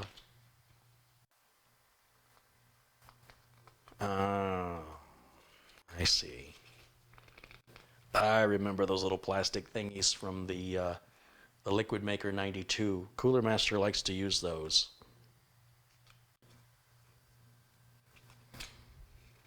This is all Intel installation documentation. Here we go to AMD, which is step 10. So step 10 is step 1. Create documentation.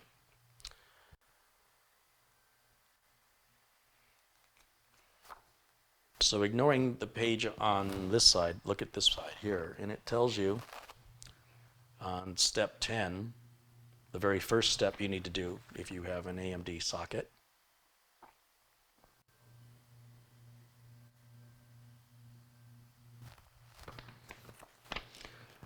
And these kind of documentation, these kind of instructions, they're the reason why I make videos. They're just terrible.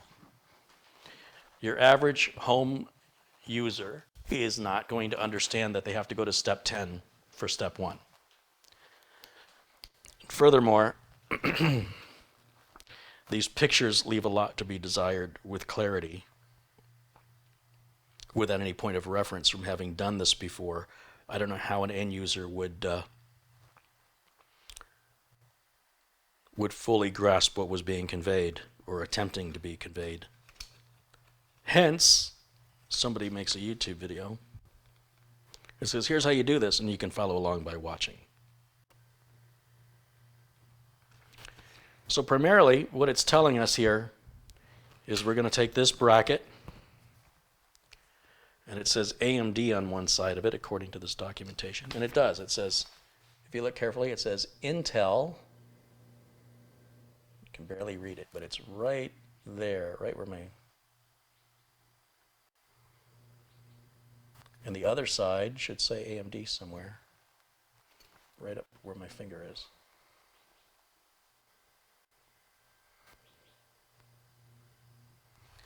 So with the AMD side facing out,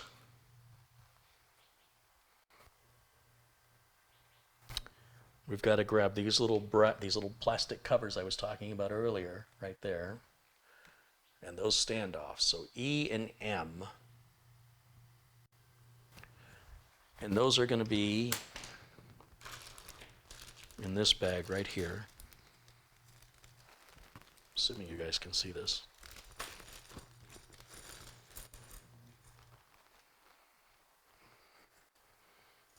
There's two different kinds of brackets in here. There's these longer rectangular ones, and then there's these skinny narrow ones. And it looks like we want the wider ones for AMD and the skinny ones for Intel. That's what it appears to be, if I'm reading this correctly, which I believe I am. These have the clips that are going to connect on the left and the right there on the edges. And the tall, skinny ones for Intel, the clip is in the center. So we're not using Intel on this build, so we don't need the straight brackets. We don't need these tall, skinny clips. And we don't need these extra fan brackets because we're not adding an extra fan. So I'm going to just set all that out of the way so it doesn't confuse me any more than I'm normally confused. I went full nerd with these glasses. You like it? Do I feel? Let me just push them up like that. I got to stick my tongue out when I do it. Well, actually, I'm practicing.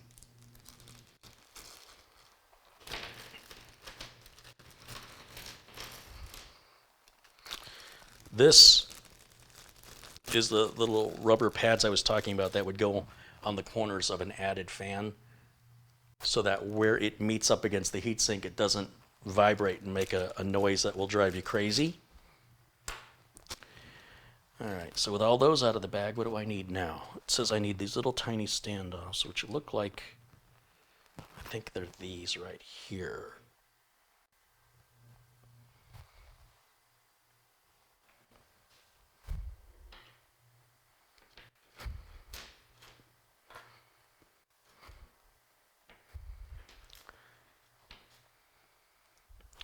There are also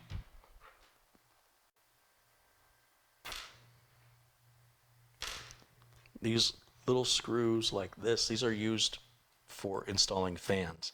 So I know we're going to have 4 of these. Once again, this is for adding an additional fan, which is optional, which we're not doing. And I'll set those over here with the rest of the spare parts. Just trying to clarify parts I need versus parts I don't, so that this doesn't look so overwhelming.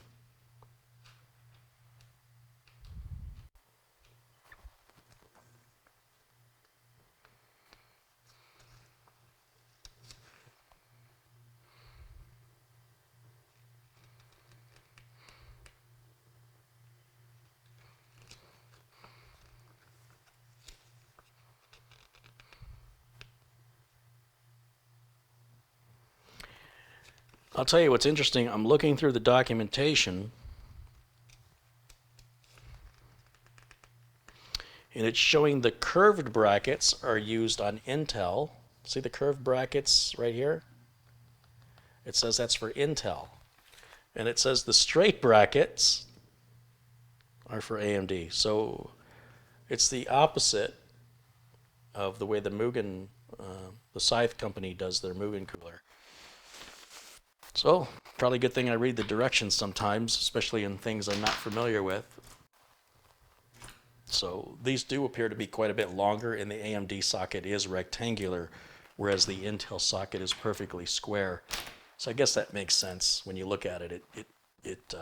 That forms a square, and when you look at these, no matter which way you do it, it's a rectangle. So, and there's some kind of weird oil on these brackets. It's on my hands now.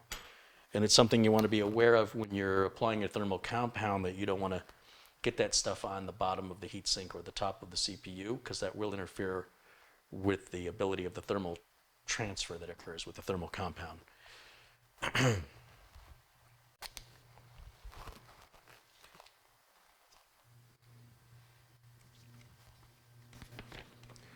Now this is I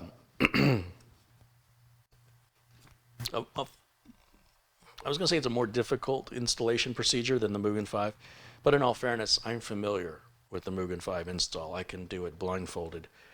This install may not be that it's more difficult, it just may be that I'm unfamiliar with it. So it's going to take me a little longer. That's okay.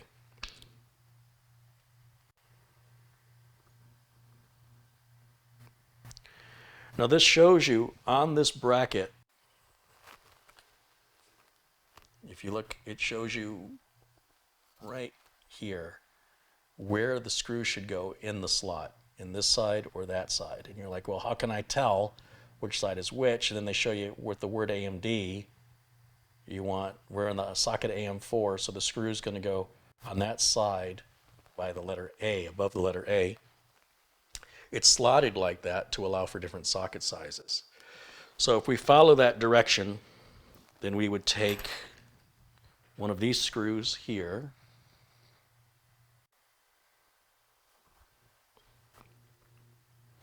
and put it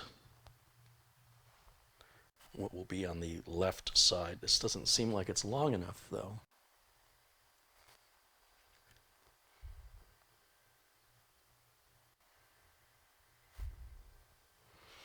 Let me verify, because this doesn't seem right. This looks like a socket 2011 standoff. That doesn't seem like, I mean, the picture seems to show it pretty clearly. And there's really no other option for anything that's a screw except for these. And it would seem to me this would be the one I would use, because you want it to be flat back there. You don't want anything sticking out. So I'm wondering if that's just really bad documentation, or what am I missing here?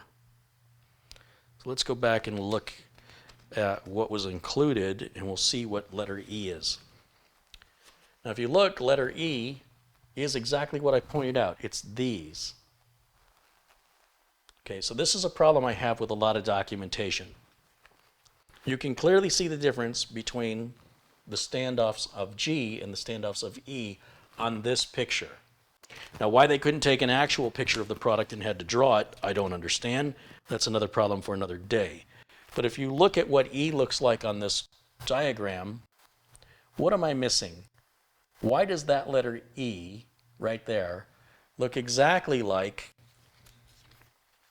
letter G right here? Is it just me, or do you see that? You see, letter E up here looks more like a letter T, the screw. It's very thin on the top. And this screw on G is very thick.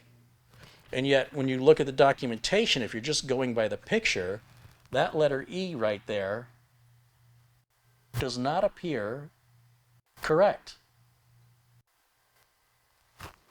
Am I crazy?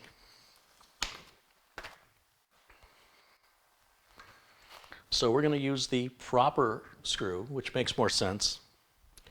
And where it says AMD, we're going to place that in there. And see, it can go in either this side or this side. And according to the documentation, it said it was going over the letter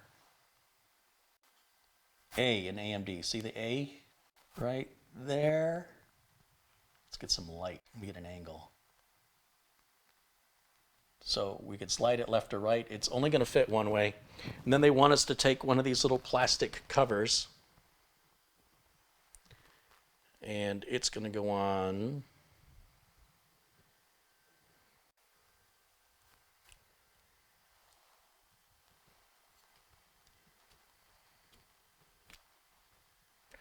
I suppose it could go on one of two ways. You'll see it's open on one side. If you look at the connector, it's not the same. So one side is going to be towards the back and one side is going to be towards the front, and it's going to lock the screw to this one position. It's either going to lock it to the left or to the right. So whichever position it needs to be in, which in my case will be on my left, and then in theory, the open part is the part that holds the screw here. You'll see it's got a little bump in the center to hold the screw to one side or the other. So that will face down, and this should just push like this.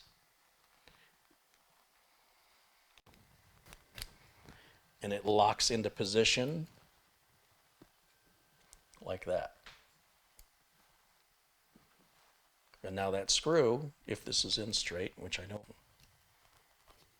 yeah, it's on an angle, but it looks a little weird, but that's fully seated. It's not coming off. As you can see where the little clips are holding it. And we have to do that here, here, and here. We have to repeat that. And then this will go against the back of the motherboard. This is going to replace the back plate that the motherboard already has. I don't know why they can't use the back plate we already have, but whatever.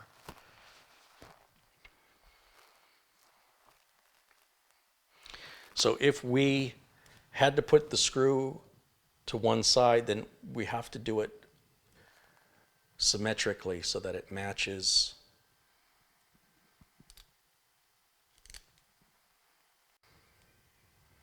which should mean, once again, align the screw where it needs to go.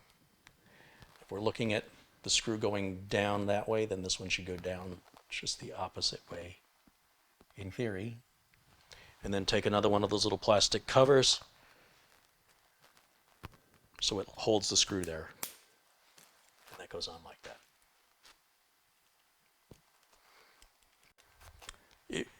It's a pain in the butt because what they're trying to do is they're trying to give you one bracket that fits 13 different sockets. Now on the plus side of that, you don't have to worry about buying the wrong cooler. But on the downside of that, you have to customize the cooler install for whichever socket type you've got.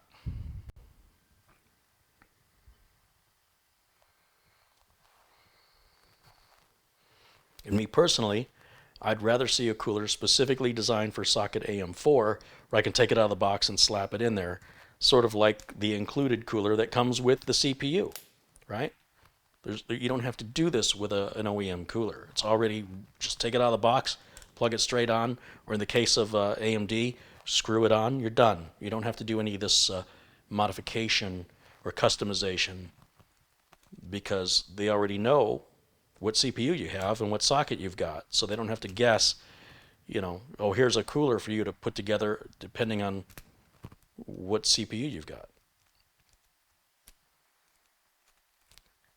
And I'm not suggesting that they shouldn't sell coolers that are universal, but I'd like to see some third-party coolers that are specific to AM4 and specific to socket 1151 and socket 1200. So there's the prepared bracket, I think, if I put the screws in the right place. The only way to know for sure is to try to fit it. So we can take this bracket off. This is the metal bracket, the solid, sturdy metal bracket that is far superior to the third-party plastic bracket that we've had to customize. And hopefully, if I put the screws in the right place, they align and come through the other side. And we got it right. So there you have it. Never did it before. I just did it live. It's got quite a bit of play in it. I don't like how that moves around. The original socket that fits in there locks in. But apparently that's not that critical or they wouldn't allow it. All right, so how many minutes am I into this cooler install? If it was a Mugen 5, I'd be done already.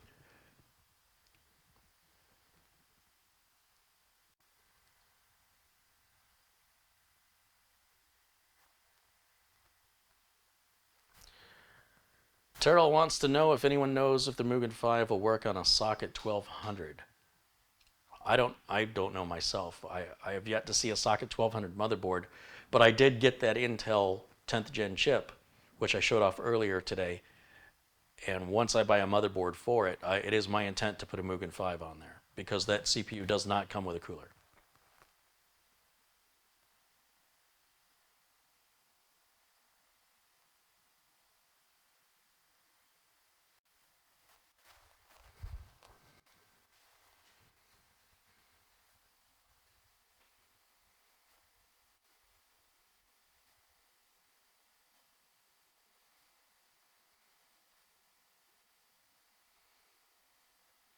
Don Mildus is saying good morning from Sydney, Australia.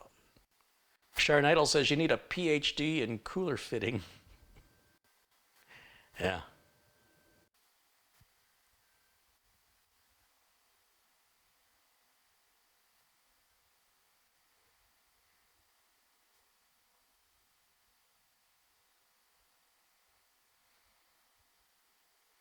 Jacob says, okay, I need beer. This manual is crap. I think truer words have never been spoken. A for 1973 says, wow, this is perfect timing. I was planning on ordering this exact cooler for my son's new build that I just built last week. Hugh Wong has contributed $2. He says, can you sell a coffee cup with eyeglasses on it? That's all we need.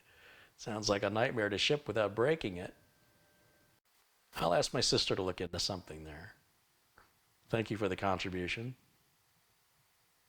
Brian says, hey, Carey, I'm watching from Florida. Hey, Brian, welcome in.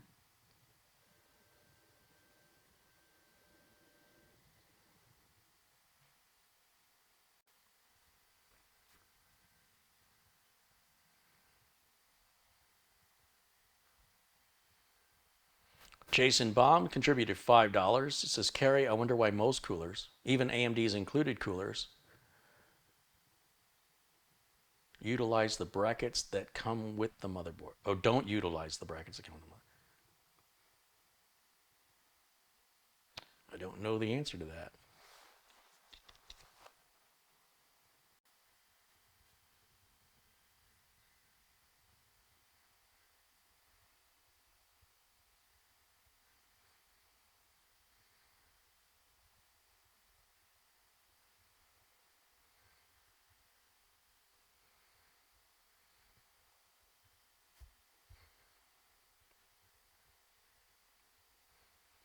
David Ice says hello. Welcome in, David. Matthew says the Mugen 5 does fit the socket 1200 according to Si's website. I would think that it would. I don't think, and again, I haven't yet experienced a socket 1200 motherboard, but I think the socket is the same dimensions. I don't think the socket's bigger. I think it just has more holes, but I could be wrong. As long as the mounting points are in the same place, which would be ideal for motherboard manufacturers and not have to completely retool everything, that would be a cost savings and it would make sense for Intel to do that. But whether or not it makes sense doesn't necessarily mean that's what they did. So we'll follow up with it with a future video on putting a Mugen 5 on a socket 1200 or just waiting on a motherboard at this point.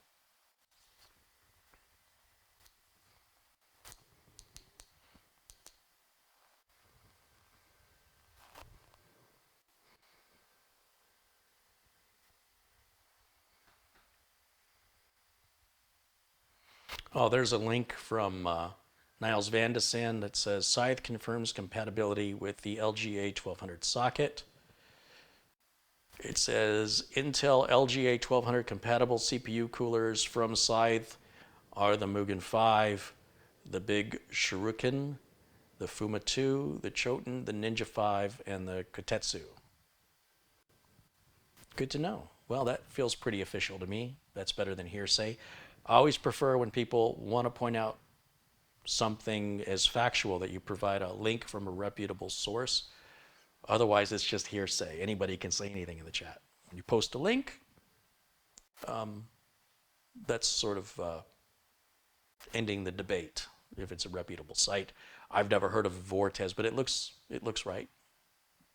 We have an author's name. We have a recent publication date. Yeah, it looks good to me. And for the reasons I already mentioned earlier, you would think that it would fit anyway.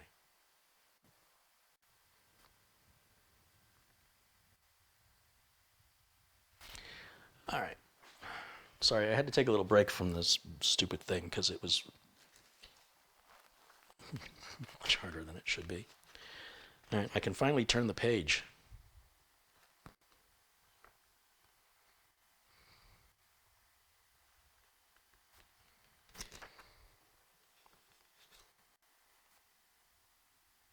So the next step, let's get you a view of this. The next step in the instruction manual is, where is it? It's over here.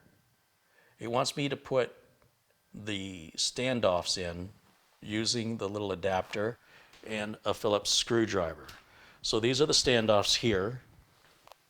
That's pretty clear. And they've got holes, threaded holes on each side.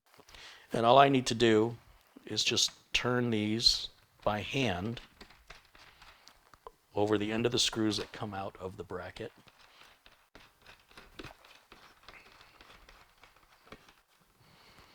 Just to give you a closer look, you'll see I've just put them on, one on here, one on there, and now I'm going to put one on here and one on here. All right, so you with me? They want these to be tight. And so rather than have you use a pair of pliers or something and score them up, they've included this little socket. And the socket allows you to, it's a customized fit for this size standoff. And then you will turn the socket with a standard Phillips screwdriver. You don't need a socket wrench. Because they don't want you to use a socket wrench. You will crush your motherboard with that kind of leverage. Now, how we tighten this, you should use a manual screwdriver, which I'm going to do here in just a minute.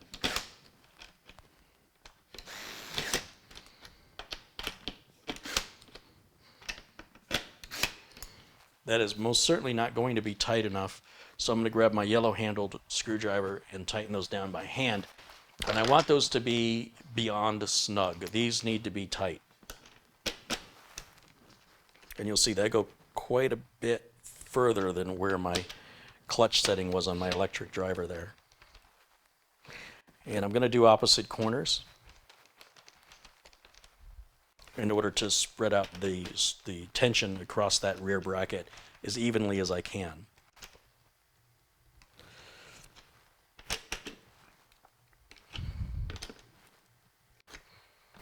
It does seem like I can turn these forever.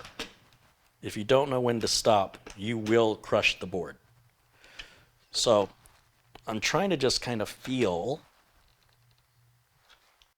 I don't know any way to really describe it other than I'm feeling for it to be really tight but not over tightened. So I feel like where I've got it, it's very unscientific. When we talk about how things feel, not a lot of science involved in replicating feelings. So it's difficult for me to convey to you the amount of tension I'm putting on there. But needless to say, it is probably the most amount of tension of any screw on the entire computer is on that bracket. And so if you're over aggressive, you can, the board is about 10 layers of circuitry, just like a multi-story building. You can't tell by looking at it, but there's probably 10 layers of circuits. And so when I mention crushing it, what I'm talking about is those layers get pushed together too tightly and you break the circuits in the layers. Even if it's 5 layers, I assure you it's multi-layer. The number of layers is irrelevant to the fact of damaging that can be caused through over-tightening a bolt to crush it. The rest of the bolts or screws, like securing the board into the case, that doesn't have to be very tight. It's just right when the screwdriver stops. I got a tension setting or a torque setting of 3 on my electric driver. It's really, if you're turning it by hand, you wait for that screw to just give you a little resistance and maybe a quarter of a turn past that. On this, you want to go almost a full turn, I would say, maybe even a turn and a half once it starts giving you resistance. Turn and a half might be too far. But that's really the only part of this that's very difficult for me to explain. If you don't tighten it enough, what can happen is you won't get the tension on the CPU that's good enough for your cooling to be effective. Or when you take the cooler back off in the future, these screws just come out with it, which isn't the worst thing in the world, but it's kind of a hassle. It can complicate taking the cooler off when the system is all assembled. It could interfere with getting the cooler off, and the bracket could then fall off the back. So if it's done correctly, then the screws we put in here, and at some point we'll be taking them out. When we take them out, they won't unscrew the standoff with it.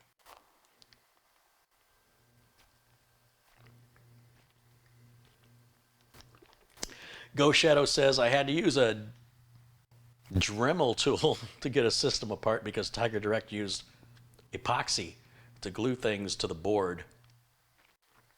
Had another system guy used Loctite on all the screws. Yeah. Yeah, again, this isn't something, a computer is not a car. It's not vibrating and, like an engine is constantly vibrating. So the tension on the screws, really, people need to take it easy with that. Stuff is the circuit boards and the technology can withstand quite a bit of abuse, but within a certain amount, you're going to break it if you just go overboard with it. So that's the only part, just attaching a third-party bracket. And it's one thing I really like, one more thing I really like about the Mugen 5 cooler install, is you'll notice when I put those screws in, they get to a point where they dead stop, and you can't take it any further. It's very clear. These never dead stop. I can keep tightening and tightening. As strong as I am, I can tighten it and crush that board and probably still keep going. I think that's an unfortunate design choice for beginners, that they're not being considered. The beginners are not being considered by the engineers in both the lack of clarity in the documentation, such as which screws to use, and the fact that it's really human judgment that's required to know where these standoffs have to be tightened. What's too loose, what's too tight. It is what it is. It's my observations, and again, emphasizes why I have a preference on the Mugen 5. The Mugen 5 doesn't look this pretty, and it isn't this cheap. So it depends where your priorities lie. As a builder, my priority is in doing the job as effectively and consistently as I can, not at saving them, trading my time for money, I guess. It takes me longer to install this cooler than the Mugen 5 cooler. Once they're installed, I think they're going to run equally. They'll be just as quiet. It should cool just as well. So if you don't mind putting a little bit of extra effort in to save a few bucks or to go with a certain aesthetic as a result, then that's your deal that you make. I am concerned that people don't realize the differences. They just see the dollar and they go, well, that one's cheaper. They're not all the same. And even though you only should have to install it once, it could be a 5-minute process or a 5-hour process. It's part of what you pay for. Or you don't. $10 from Madi has just come in. Hey, Madi, good to see you, my friend. How's the Remus computer working out for you so far? Also, I've still been updating client computers to Windows, the latest 2004 update. Never had a failure yet. So I know every time a Windows update comes out, there's a large group of people that says they're going to wait for it to get fixed. But Microsoft has never fixed an update, not a big update. or they've only done it once in recent years. So if we go back in time and we look at Windows Update 1909, which many of you were running, some of you who are running it today are the very same people who said, I'm going to wait before I put that on. And yet the 1909 that you have downloaded was the same 1909 that was offered on opening day when it was released. There have been updates to it, but you still have to download 1909 successfully before you can put any of the updates to 1909 on it. So this idea that you're waiting for Microsoft to do something different never changes the update. 2004 is still 2004 and will remain 2004. Whether you choose to update it today or 6 months from now, it's the same 2004. Now, you might be waiting for a BIOS update or a driver update from a manufacturer of some hardware or software that you have installed in your machine. That's not Microsoft's problem. And so to suggest that you're putting off the update because there's something wrong with it is completely false. You're putting off the update maybe because you're waiting for your system hardware to have a newer driver. For example, it's important if you're running the built-in graphics driver on Intel CPUs, you want to have that latest Intel driver installed before you install the 2004 update. And as such, you want to have the latest BIOS installed on whatever motherboard you've got if you want to ensure that your update's going to go successfully. If you have a piece of hardware that stops working or a piece of software that stops working as a result of 2004, in all likelihood, that's not Microsoft's fault. That's the manufacturer of that product not keeping up to date.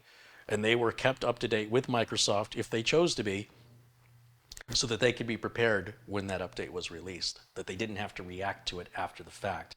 And if I were you, if you have a piece of hardware or software where there is a driver incompatibility that will not allow 2004 to install correctly, then don't put the blame on Microsoft for that. Put the blame on the manufacturer of that product and don't buy that product anymore, because that's a manufacturer who doesn't want to spend any money. That's a manufacturer who doesn't seem to care about their customers. And when you're deciding what you're purchasing, you're voting with your money. Take your lesson and learn from it. Point the finger at the blame where the blame belongs. Microsoft has plenty to be blamed for, but that is not one of the things. So for all the people who think that 2004 is a dangerous update, I encourage you to go back through the history of the internet and read about all the things people said about the 1909 update or the 1803 update, etc., etc., etc. And you'll all end up right back in the same place, going around in circles and circles and circles, and it never stops, and you don't have to be a part of it, and you don't have to be manipulated by it. On the other hand, it makes no difference to me whether or not you want to apply the update. It makes no difference to me what you choose to believe. I don't profit from it, and I don't suffer from your decisions. So I'm just providing the information in the hopes that you can be a fully independent thinker and come to conclusions that make sense to you. And then decide accordingly. Don't let other people decide for you. That's all I'm saying. You do what's right for you.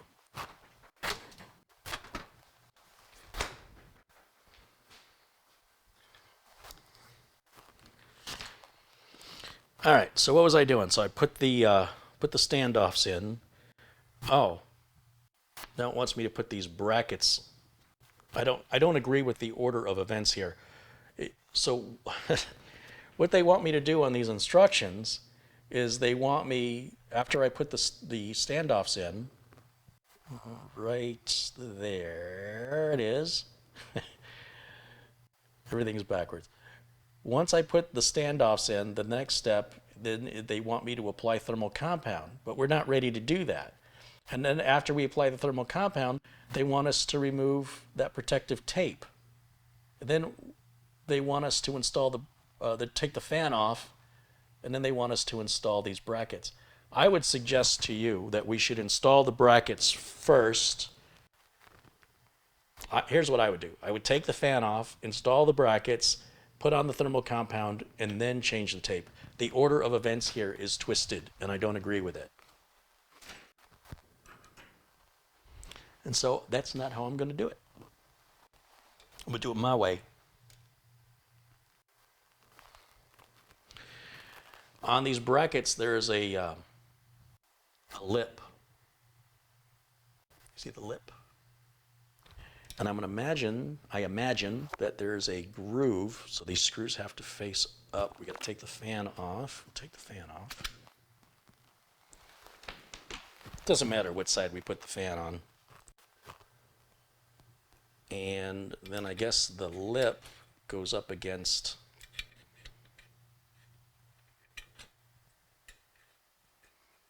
does that look right, or does it go the other way? What does the documentation say? Documentation says the bracket fits between the top, so I had it on backwards.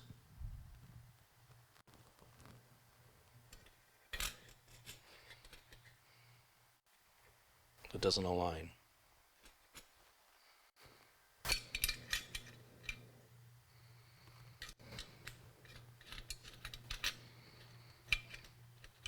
Oh, that's interesting.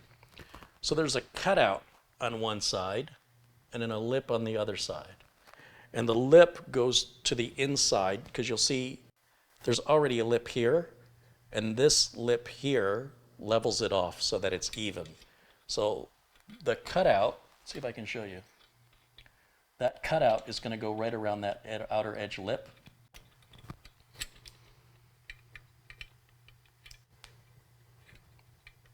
Maybe not. It doesn't feel right anymore. What have I done differently? Yeah. No?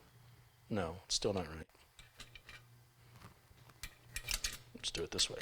Does that feel better? Nope.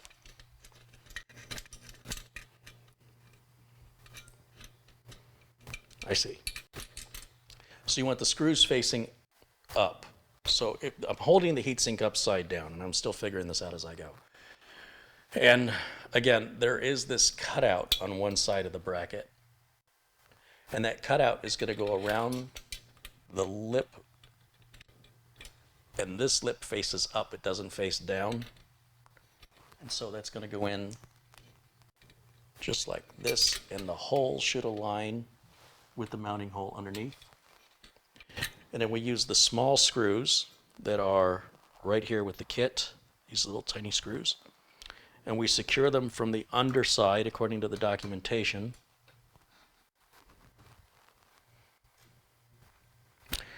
There is a little recess at the bottom, and I'm going to bring this back up to the camera in just a minute to show you.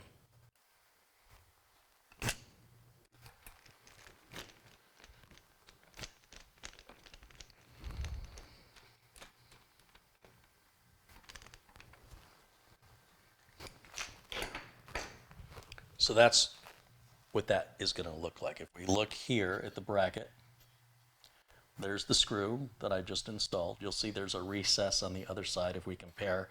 We're going to put the other bracket in exactly the same on the other side with the screws facing up. So those are going to go down into the standoffs and secure this down on top of the heat sink. And so we're going to do the same thing to this side here. Remember, it's got that lip on one side, and with the lip on the other bracket is going to face up, away. When I say up, I'm referring to this being down. This is going to face up, and the little cutout right there is going to go around the lip on this side. So that should go, if I have the right side, this should go like this.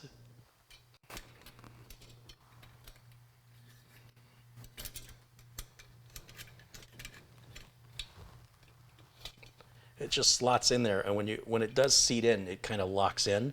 And then we're going to use the screw, just like we did on this side. We'll put the screw in on that side.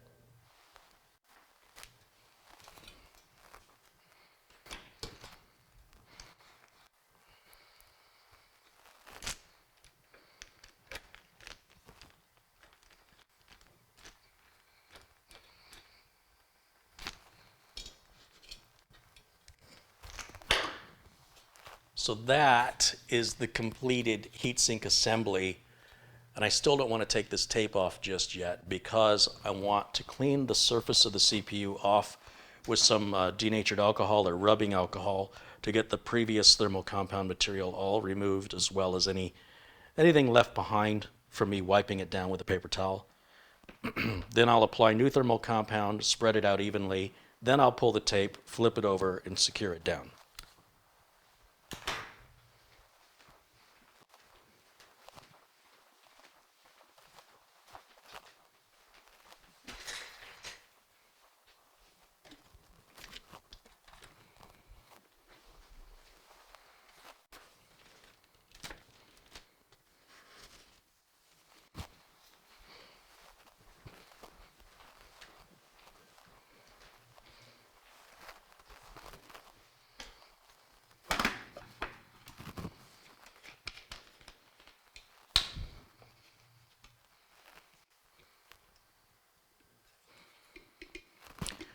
Now, because I haven't done one of these with this new socket design or installation design, I'm not very quick at it. But I can tell you, if I had to do another one, now that I've got a point of reference on it, I would go a little quicker. And then if I did another one after that, it'd go a little quicker, and this wouldn't seem like such a big deal. On the other hand, I do feel like the steps here are a bit, there's just too many steps.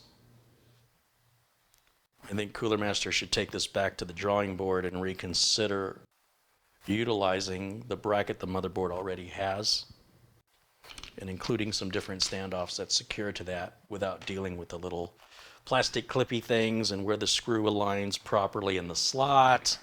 It just seems like a lot of added work with no real benefit. At the end of the day, we're still achieving a backplate for the heatsink to mount to. And we already had one that was perfectly fine. In fact, better made than what they've included, that didn't require any modification. They just needed to provide a different standoff that could secure down into these holes. And as for the brackets, I guess that's fine. If you want to make it for AMD and Intel, you got to make the brackets removable. Not much they can do with that. But that they could have improved. They could have put more thought into that. So I'm going to grab the thermal compound now that I've cleaned off the top of the CPU with, I have denatured alcohol here, which is a pretty high alcohol content. It's 190 proof. The higher the alcohol content, the better. You'll see I don't need to dry it off. The alcohol will evaporate. I'm going to take my thermal compound. I'm going to put a little dab of that on here. This is the thermal compound that came with the cooler. So this has Cooler Master's logo on it. I don't really think there's a lot of difference from one thermal compound to another. It's just important you use thermal compound, right? Whether or not you use a $3 thermal compound or a $50 thermal compound probably won't make that much difference in your cooling. Maybe a degree or two, maybe. Now I put on a nitrile glove, not rubber and not latex, nitrile, and I like to spread the thermal compound across the surface of the CPU because I like to ensure that the entire surface of the CPU is covered. I don't want to trust that a dab or a pea size or a grain size puddle of thermal compound is going to spread evenly or is going to entirely cover the surface. So that's me, that's how I choose to do it. Sometimes people watch these YouTube videos and they think I'm telling them what to do. I have no intention of telling you what to do, apart from thinking for yourself. I most certainly don't want to tell you how you should apply your thermal compound. And I'm not sure why that gets so misinterpreted so widely on YouTube. I honestly don't care how you want to apply your thermal compound. I am simply sharing with you, as a businessman in IT for 29 years, my process. And if you choose to disagree with it, it really doesn't affect my business at all. And I have to be held accountable for the work that I do. I can't do shoddy work and expect to stay in business. Now, if you think the way I do it is wrong, then absolutely don't do it this way. You see, your decisions and your opinions have nothing to do with my business or my clients or my ability to stay employed. So it matters not that I have your approval or your agreement. I'm simply showing you how I do it. With a thermal compound now applied the way I do it and have been doing it, I can now remove this protective tape. And this cooler, unlike the Mugen, it can go on either way. So if we want the Cooler Master logo to be right side up when the motherboard is vertically installed, it might be a consideration to rotate it so that the writing will be right side up, which is what I'm going to do right now. Unlike Scythe, Cooler Master doesn't give you a screwdriver, and you can see it's a little difficult to get the driver down in the right angle to tighten these screws down onto the standoffs. And it's a bit ironic that it occurs to me that the perfect driver for that is the one that comes with the Mugen 5. So I'm not doing this to rub it in, but I'm just being honest. That just kind of fits so much better, doesn't it? It just fits right in the slot. But Cooler Master doesn't give us any tools for this cooler. And the cooler is less expensive than the Mugen.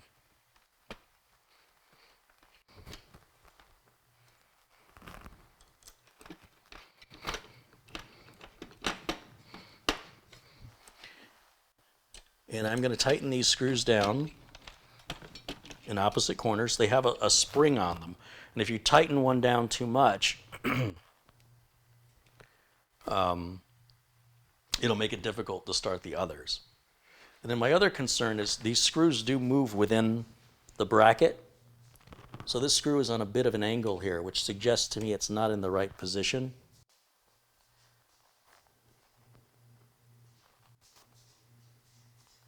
And I'm just kind of looking at how this came out of the box.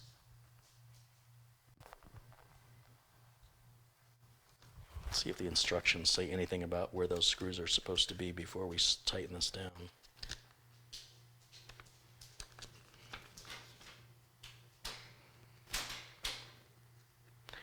So once again, their instructions drop the ball because they don't really acknowledge that the screws move in this area down here, or where they should be.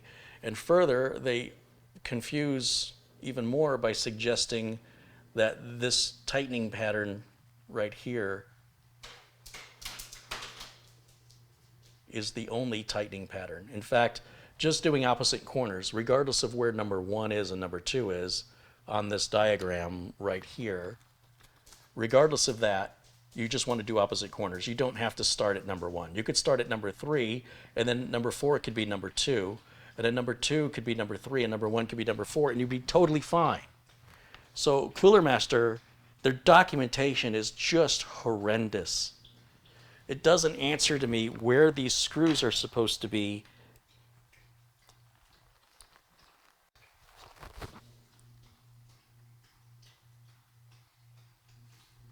And it's a little frustrating.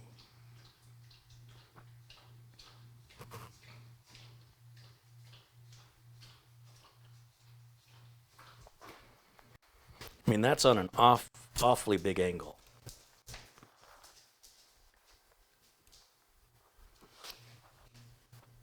And I don't know if that's acceptable or not.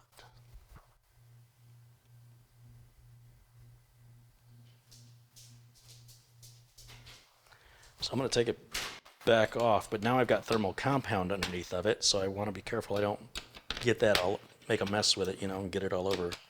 I don't want to touch it. I don't want to contaminate it. And they didn't mention anything in the directions. And you see it's kind of stuck onto the top of the CPU, and I want to be careful I don't pull the CPU out of the socket. But they didn't mention anything about moving these screws to a different position for better alignment.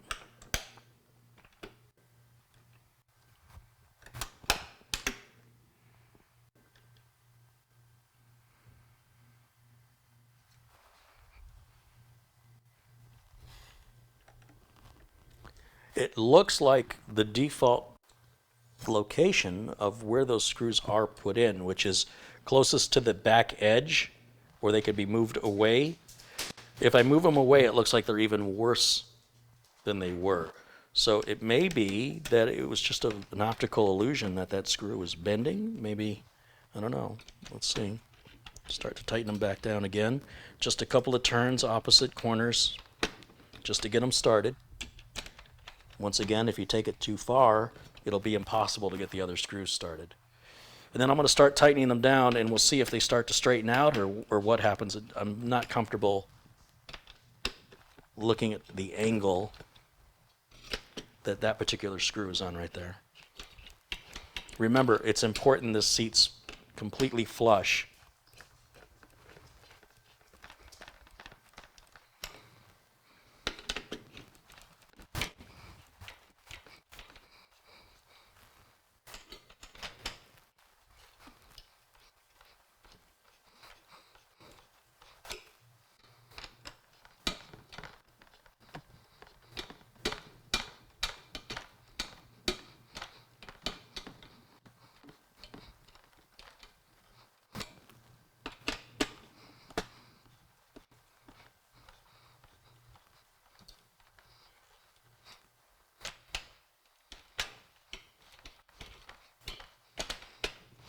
These things just turn forever. But they do come to a dead stop, which is a welcome feeling. Otherwise, you're like, you know, when do you know when to stop turning the screw? And then I'm going to just double check my work and make sure they're all tight, opposite corners.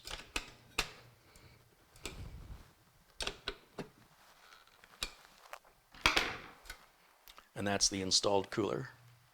I guess it looks pretty tight, pretty flush.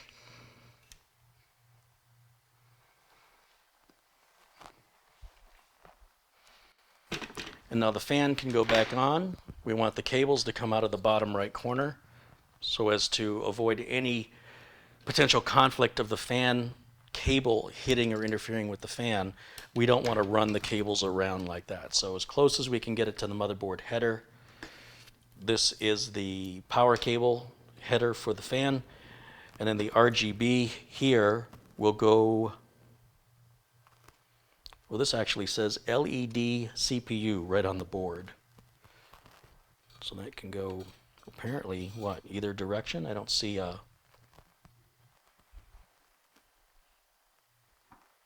anything that indicates, oh yeah, there's a little positive cable right there, but nothing on the board indicates.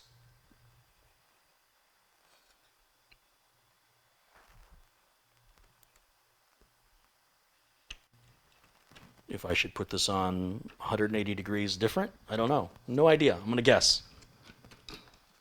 Probably could open the motherboard manual, but I would have thought they'd have something on the motherboard itself written on it to indicate, I don't know, which pin is pin number 1.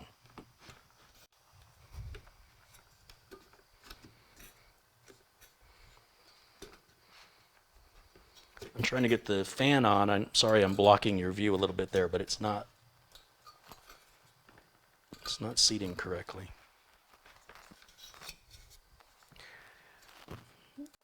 So here's another problem I'm having with the Cooler Master. When the little plastic clip goes into the cutout on the side of the heatsink, it doesn't click or give you any positive feedback. Basically, it's very quiet. It kind of feels like it's not flush, but I can't pull the fan off, so I guess it's in correctly, because otherwise it would fall off. Okay. We can go ahead and put the RAM back in. And I'm noticing right now that I should probably wire tie this right now. And this one RAM module is going to be very, very close to hitting the bottom of the fan. That's not good.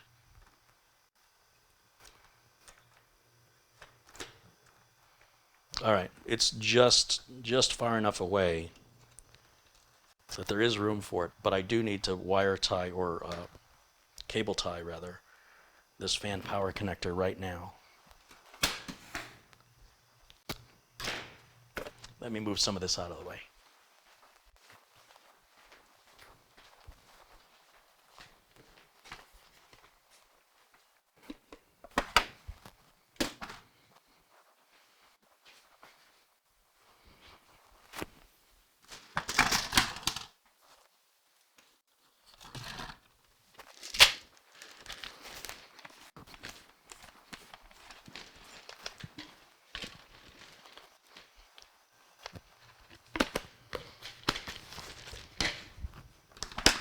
Got my cable tie.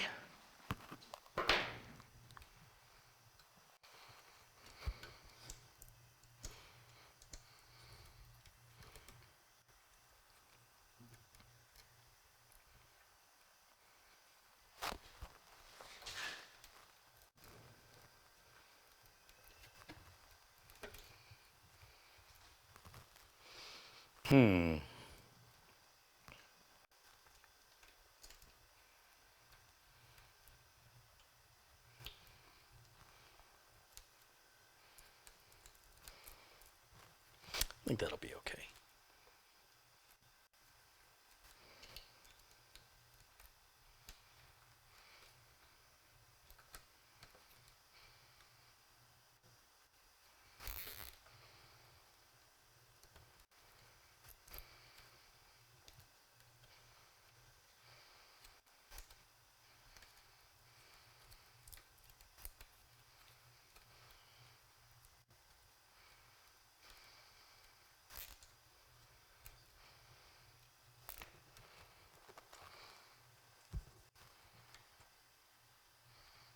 I'd say that looks pretty good.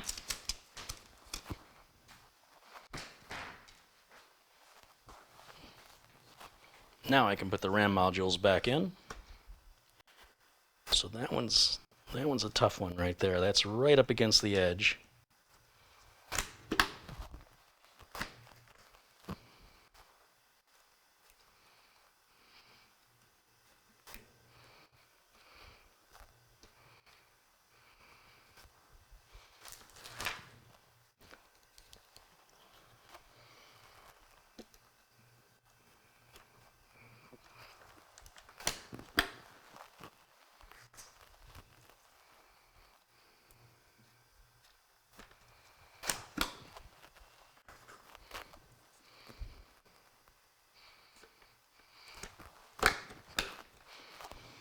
Suppose I could cable tie this other cable while we're here.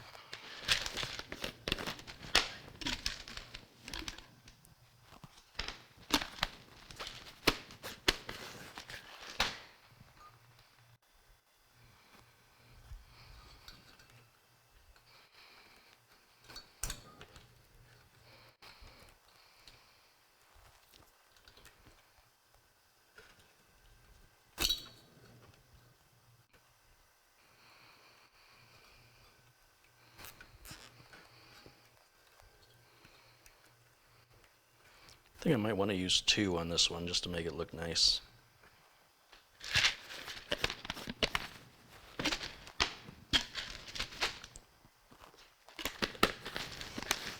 And I want to leave enough slack so if I have this connector on 180 degrees reversed, I mean, I'm really disappointed that that can go on either way.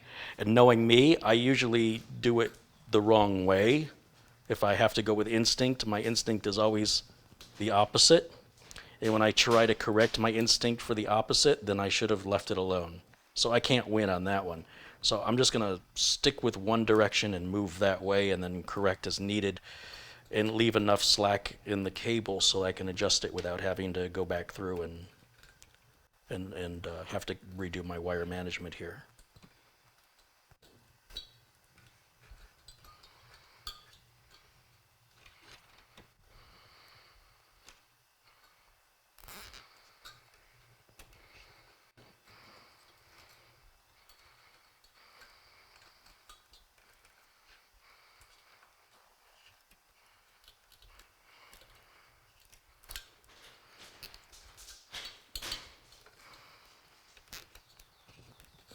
There's one, the other one kind of slipped off, so we'll put that back.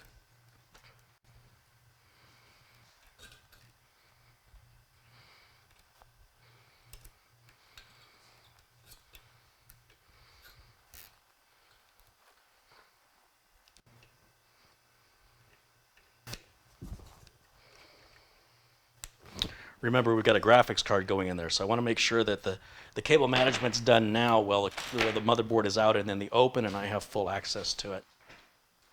Because now that's fully prepped. The motherboard now has the RAM, CPU, and the cooler all ready to go, and we can reinstall it back into this PureBase 900 Be Quiet case, the Buick LeSabre of computer cases. It's big and it's heavy. Whoever that was in the chat that said that, so you created a monster now. Everything else we've got left over, these standoffs, for example, the socket, the thermal paste, this cable adapter, these plastic covers, that's all for Intel or for adding an additional fan, none of which we're doing on this build. So I'm going to just get a Ziploc bag and put all these spare parts in there with the directions.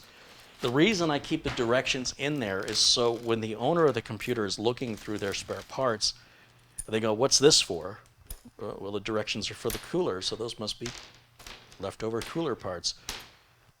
You know, with regards to adding an extra fan or changing it to an Intel socket, it's all part of the cooler, including giving the customer back their original bracket, which I think should go with the additional cooler parts, or leftover cooler parts, I should say.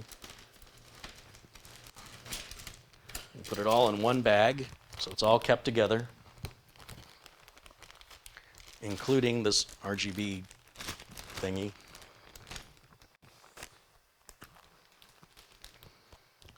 And there should be nothing the customer needs in there unless they change their motherboard out to something else, or they want to, I don't know, replace the cooler and give the cooler to a friend or use it in another build that perhaps is a different socket type. They'll be able to do that as long as they have all of the spare parts.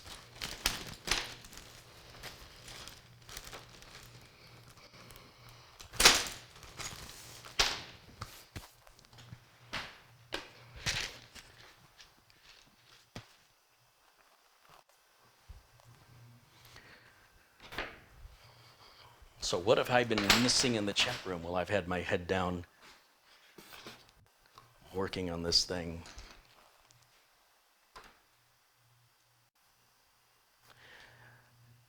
Digger has contributed $10. He says, brah, you're working too hard with this build. That's all right, I enjoy it. David R. Officer with a $5 Canadian contribution says, love your computer builds. Thank you, David. Michael Dane says, here's $10 to help pay for your birthday cake 11 days from now. And some Coke. Right on, Michael, thank you. John Young has contributed $10. He says, for the Alliance. What about the Rebellion? $20 from Madi Yoel. Hey, Madi, thanks again. Mohammed Rahil has contributed £2. He says, happy birthday, Carey. Thank you, Mohammed.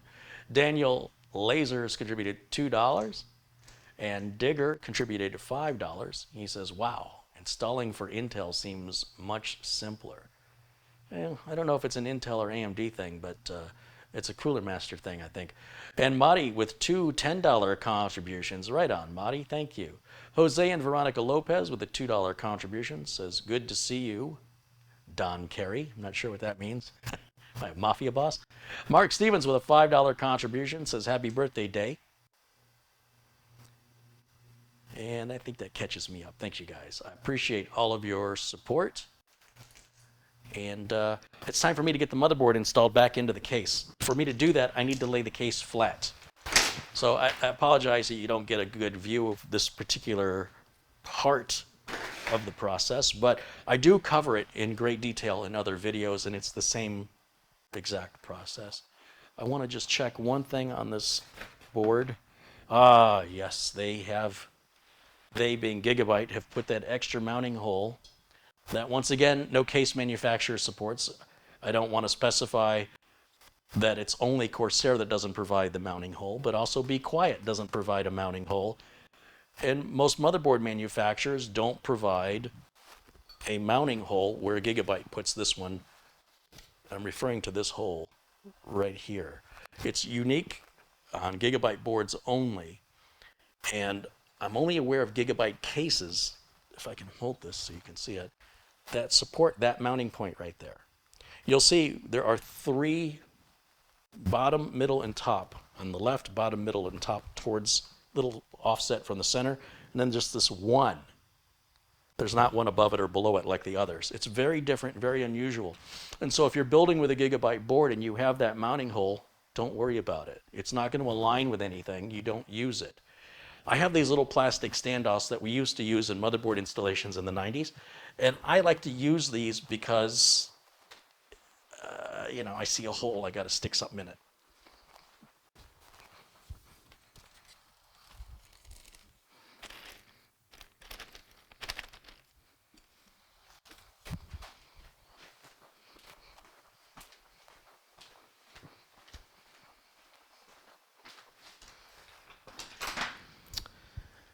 So I want to emphasize this is purely optional. This is nothing you have to do. I happen to have a bunch of these from the old days. And if I just cut the little top off of it there, it leaves me with what is essentially a little stand. Kind of like what you have when you order a pizza, they keep the box from hitting the top of the pizza. This little stand will go into this additional hole that the motherboard case or the computer case doesn't support. And when we just push that in, now we've got a little extra support for the board that, again, is fully optional and not required by any stretch of the imagination. I don't want you having to go to Amazon and buy these things. It's something I utilize because I've got them. That's all. I assure you, when I run out of these things, I won't be buying any more of them. Mark's brother 715 contributes $9.99 and says, "Hey Carey, happy birthday. I just built a $2,000 gaming PC and your videos are awesome. Thank you." Abdul Azim Patel contributes $4.99. He says, "Look and probably feels like a Buick. I don't know who said it, but that person deserves the credit." Agreed. I don't know who said it, but they certainly deserve credit. Rick Hubbard with a £3 contribution. He says, "I just checked the RGB and the pin to the 1 goes on the left." Which left? What angle? Like the left looking at it from this way is this side, and the left looking at it from this way is the opposite side. So I'm sure you were trying to be helpful, but I'm not quite sure how to interpret which side is the left side. There's a pin 1 closest to the PCI slots, or pin 1 furthest away from the PCI slots. I think that would have been perhaps a little more helpful. Michael Whalen Jr. has contributed $5, says, "Happy birthday." Thank you, Michael. I appreciate that. And Rick, I appreciate the thought there, but it leaves me no less confused than I was before.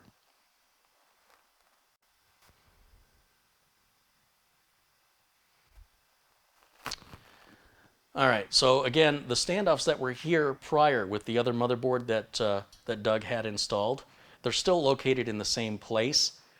They're all standard.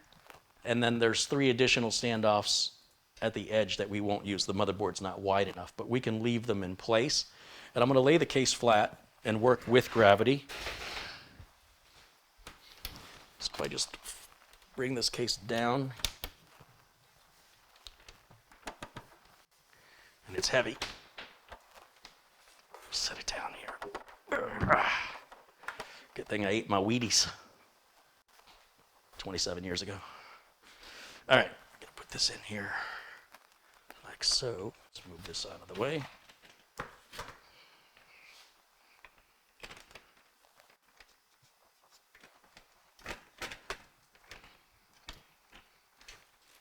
Got a lot of cabling in the way here that I've got to move so the motherboard can sit.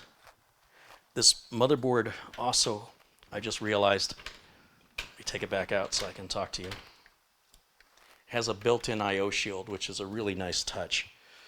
And anytime you change the motherboard on a system, if you're going with a different make or model, you need to change the I/O shield out. In this case, I have left the I/O shield in. I don't know, I wasn't thinking. So you just pop that out. And when the motherboard gets returned from RMA, I'm going to need that before I use it again. And this I/O shield's already in place. And that makes it a little easier to install because now instead of lining up the I/O ports with the holes in the I/O shield, we just line up the I/O shield with the great big hole in the back of the case. And that does make the installation a little easier, and you don't have any alignment issues that you'll often see me deal with where, you know, the USB port's just off to the side a little bit. You kind of have to wiggle it around to get it to align with the hole. That problem goes away when your I/O shield is pre-installed. Once again, I just want to double check to make sure all the cabling, that no cabling is being trapped underneath the board. And then I can push the board forward and it should just seat if I line it up correctly.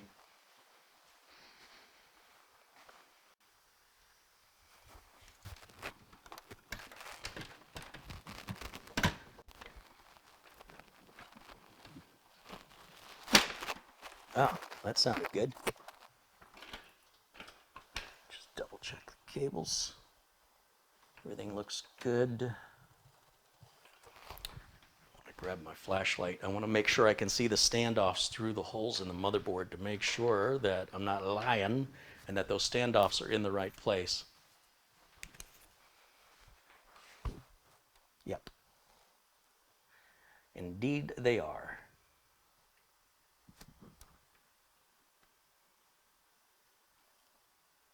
Perfect. So, in one of these bags, I have the screws from when I took the board out. And I put them away because I knew I was going to need them again when I put another board back in, or any board I was going to put back in. And it's important when you're working on projects that you keep everything together for each project because, especially in my case, I may not get to it for 2 weeks. Now, I'm not a particular fan of this little gap right here. I'm not quite sure why that's happening, other than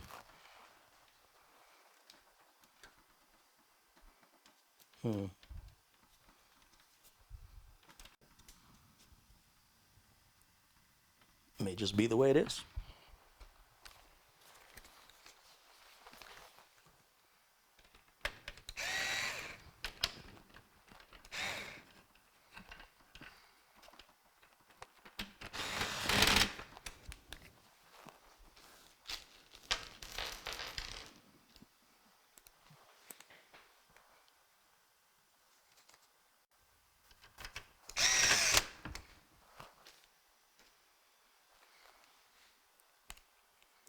Now this motherboard is going to require 5 mounting screws, and the board we took out I think had 7. So this board is a little narrower. It's not quite as wide. That's why I mentioned the standoffs off to that one side are not going to be used.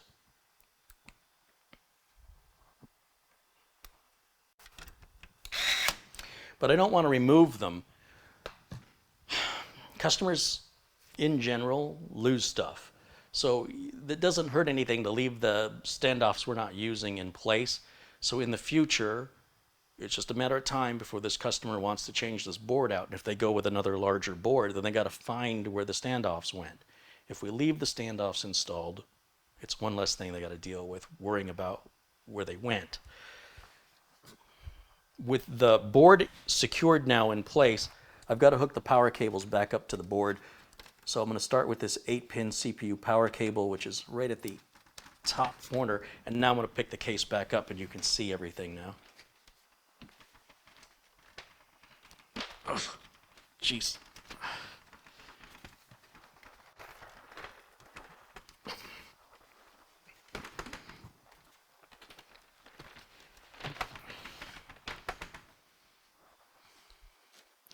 Yeah, there were 3 additional screws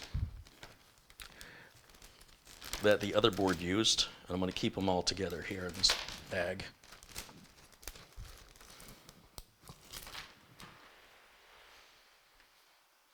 I'm not going to worry about hooking up any of the SATA devices, basically the hard drives or DVD. I'm not worried about that right now. I just want to get this thing powered on and make sure that it works. So to do that, it means I've got to hook up the 24-pin power connector for the motherboard right here. That's good. I still need the front I/O hooked up, which is the front port power switch, reset switch, etc. And that should be a connector. What did I do with it? No, I took one off of here. This is a fan. We don't have to hook it up, but we can, I mean, I'm right here. I can hook the fan up. There's a fan header right there. I just want to know where my front power switch stuff is. Where did it go? SATA cables, SATA cables, SATA cables.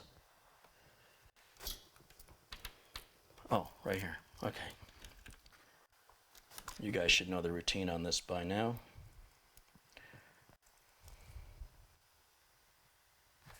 Hard drive LED, bottom row of pins. Power LED goes right above the hard drive LED. Positive above positive, negative above negative. Positive cable always goes to the edge of the connector on the motherboard.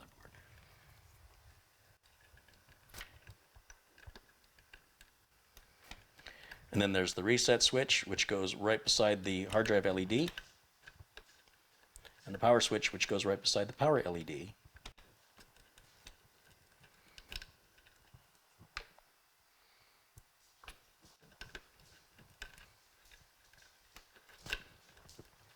That's it. As for, well, we got USB 3.0 right here. I don't have to hook this up for a post test, but it is just right here. So that's super easy to just plug in.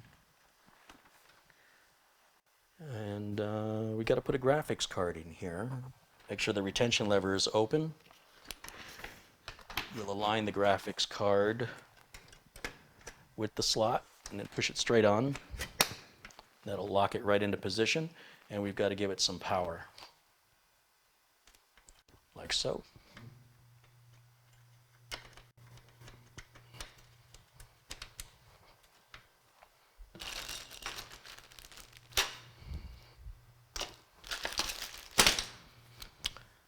Okay, we're ready to test fire.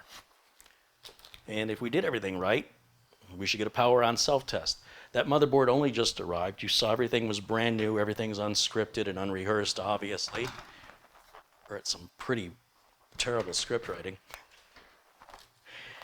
So let me grab a power cable and a keyboard and mouse. Let's see. Keyboard and mouse here. And we'll plug in the wireless dongle there. And it's got a power cable. I got an HDMI cable right here to plug into your monitor at home. I guess this wasn't sent to me with the thumb screws. I need to get a couple of thumb screws to secure the video card. I'm not going to worry about that right now. I just want to make sure the thing boots. Putting a couple screws in I can handle any time. I don't think you need to see a how-to. I hope you don't. How to turn a screw.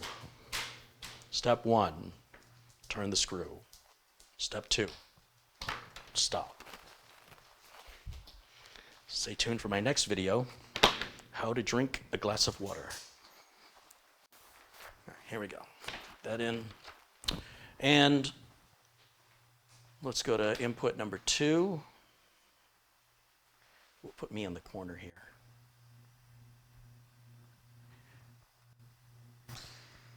Where's that going to go? Right there. Shouldn't be good enough. Make sure the switch is in the on position. Power. Fan is turning but not lighting up yet. Oh, it just lit up. It matches the colors of the LED strips, which is what we wanted. And hopefully we get something on the video here. Remember, on the first power up, be patient. The system has shut off and turned itself back on as the motherboard is addressing what CPU and what RAM we've got installed. So when it doesn't come on right away, that's normal. Give it 60 to 90 seconds to initialize. If it goes beyond that, then something's wrong. So far, I'm not worried. And I'm just waiting for some acknowledgement from the system. There we go. There we go. Now, we don't have any of the drives plugged in, and that's why it's going to go directly into the BIOS. And while we're in the BIOS, we can take a quick look at what version of BIOS we've got here.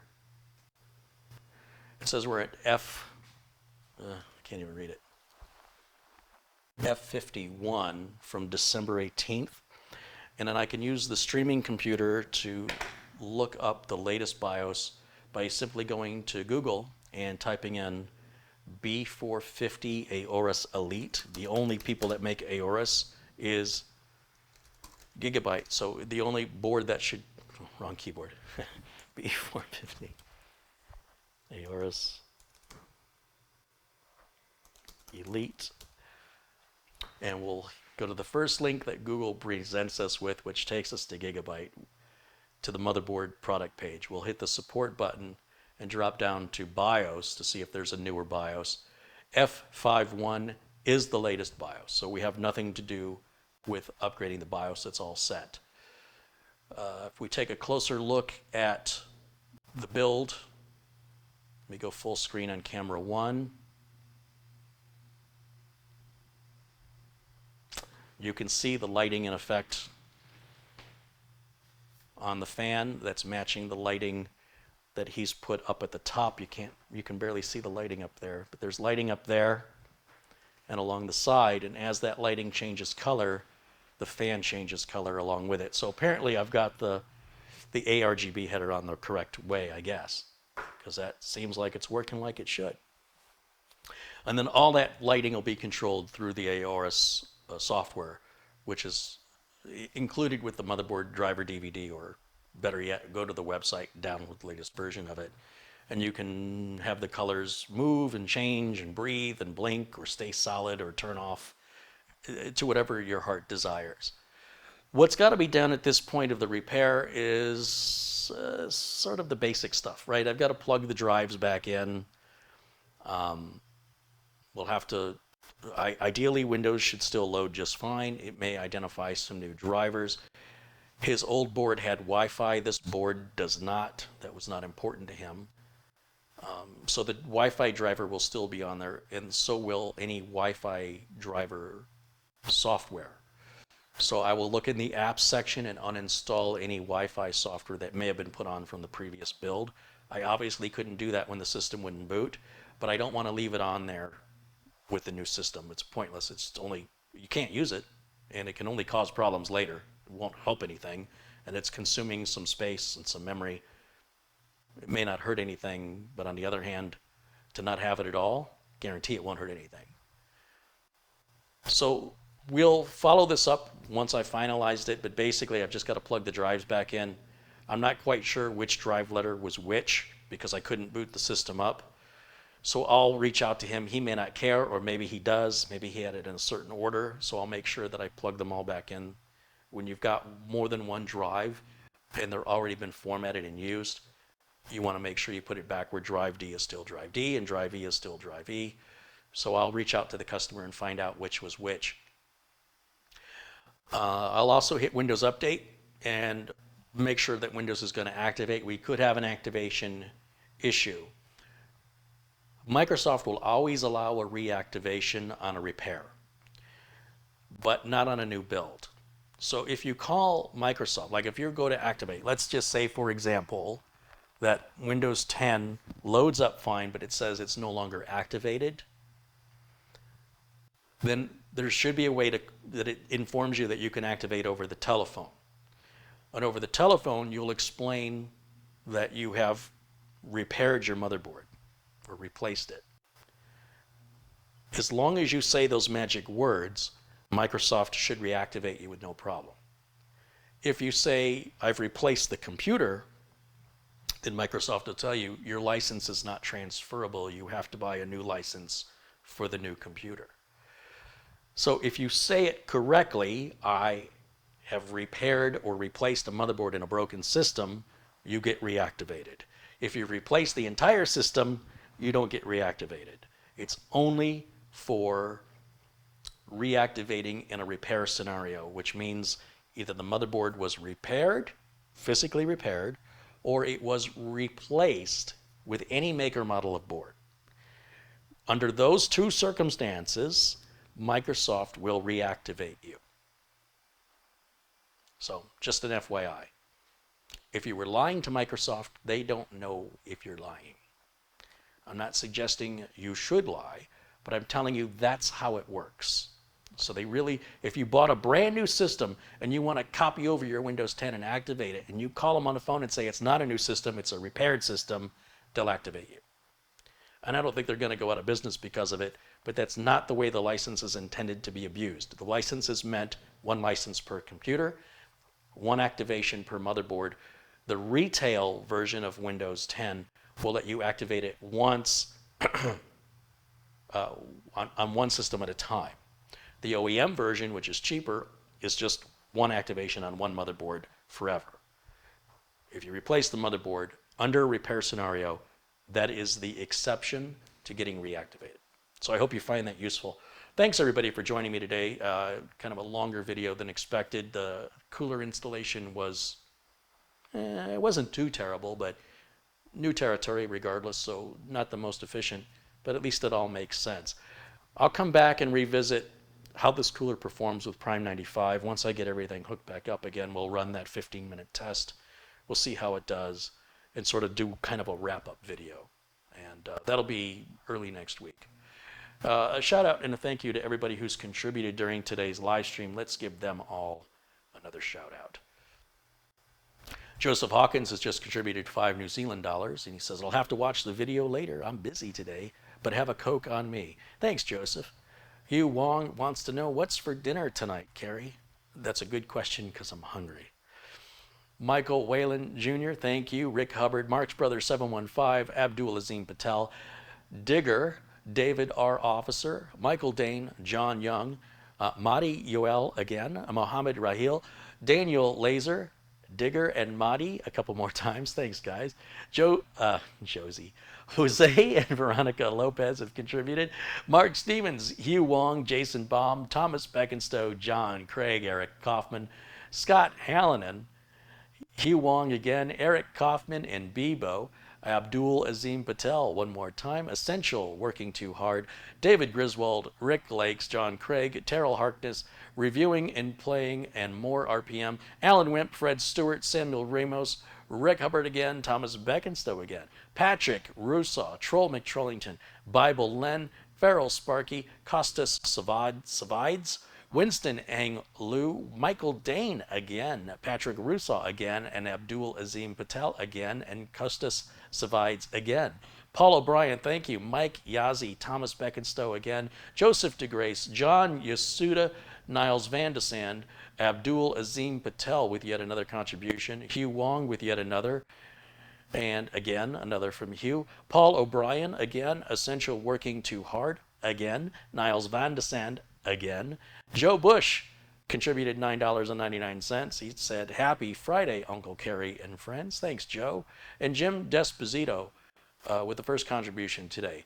My thanks to Eddie Sawyers for the Coca-Cola memorabilia and the birthday cards and Amazon gift cards, and to all the people who said happy birthday to me. Way too early. Thank you. I appreciate the thought. Thanks for hanging out with me today. Hope you had a good day today. And it was good seeing everybody. It's been a while. Busy week. Got about 730 people that are tuned in around the world. I will catch you all again. It'll probably be Monday if everything goes well. I had to reschedule Steve Bass because everything got backed up. Steve will join me next week as we complete the remote build or the build along. Frankie B just contributed $20. Hey, Frankie, thank you so much.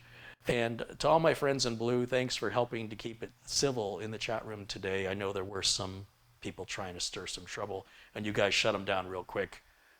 I love you for that. And for those of you who are not yet blue, just keep showing up in the chat room, keep participating, and be supportive and kind to each other. It is my pleasure to recognize you by turning you blue for being the leading by example in our amazing community that we have here.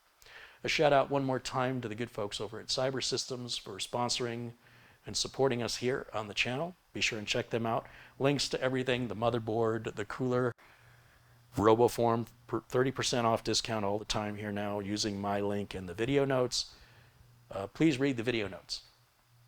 I'll see you all again after the weekend. Until then, oh, I'm not ready yet.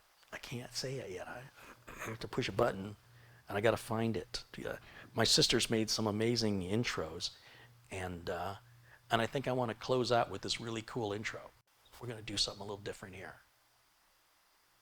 I'm ready. Bye for now.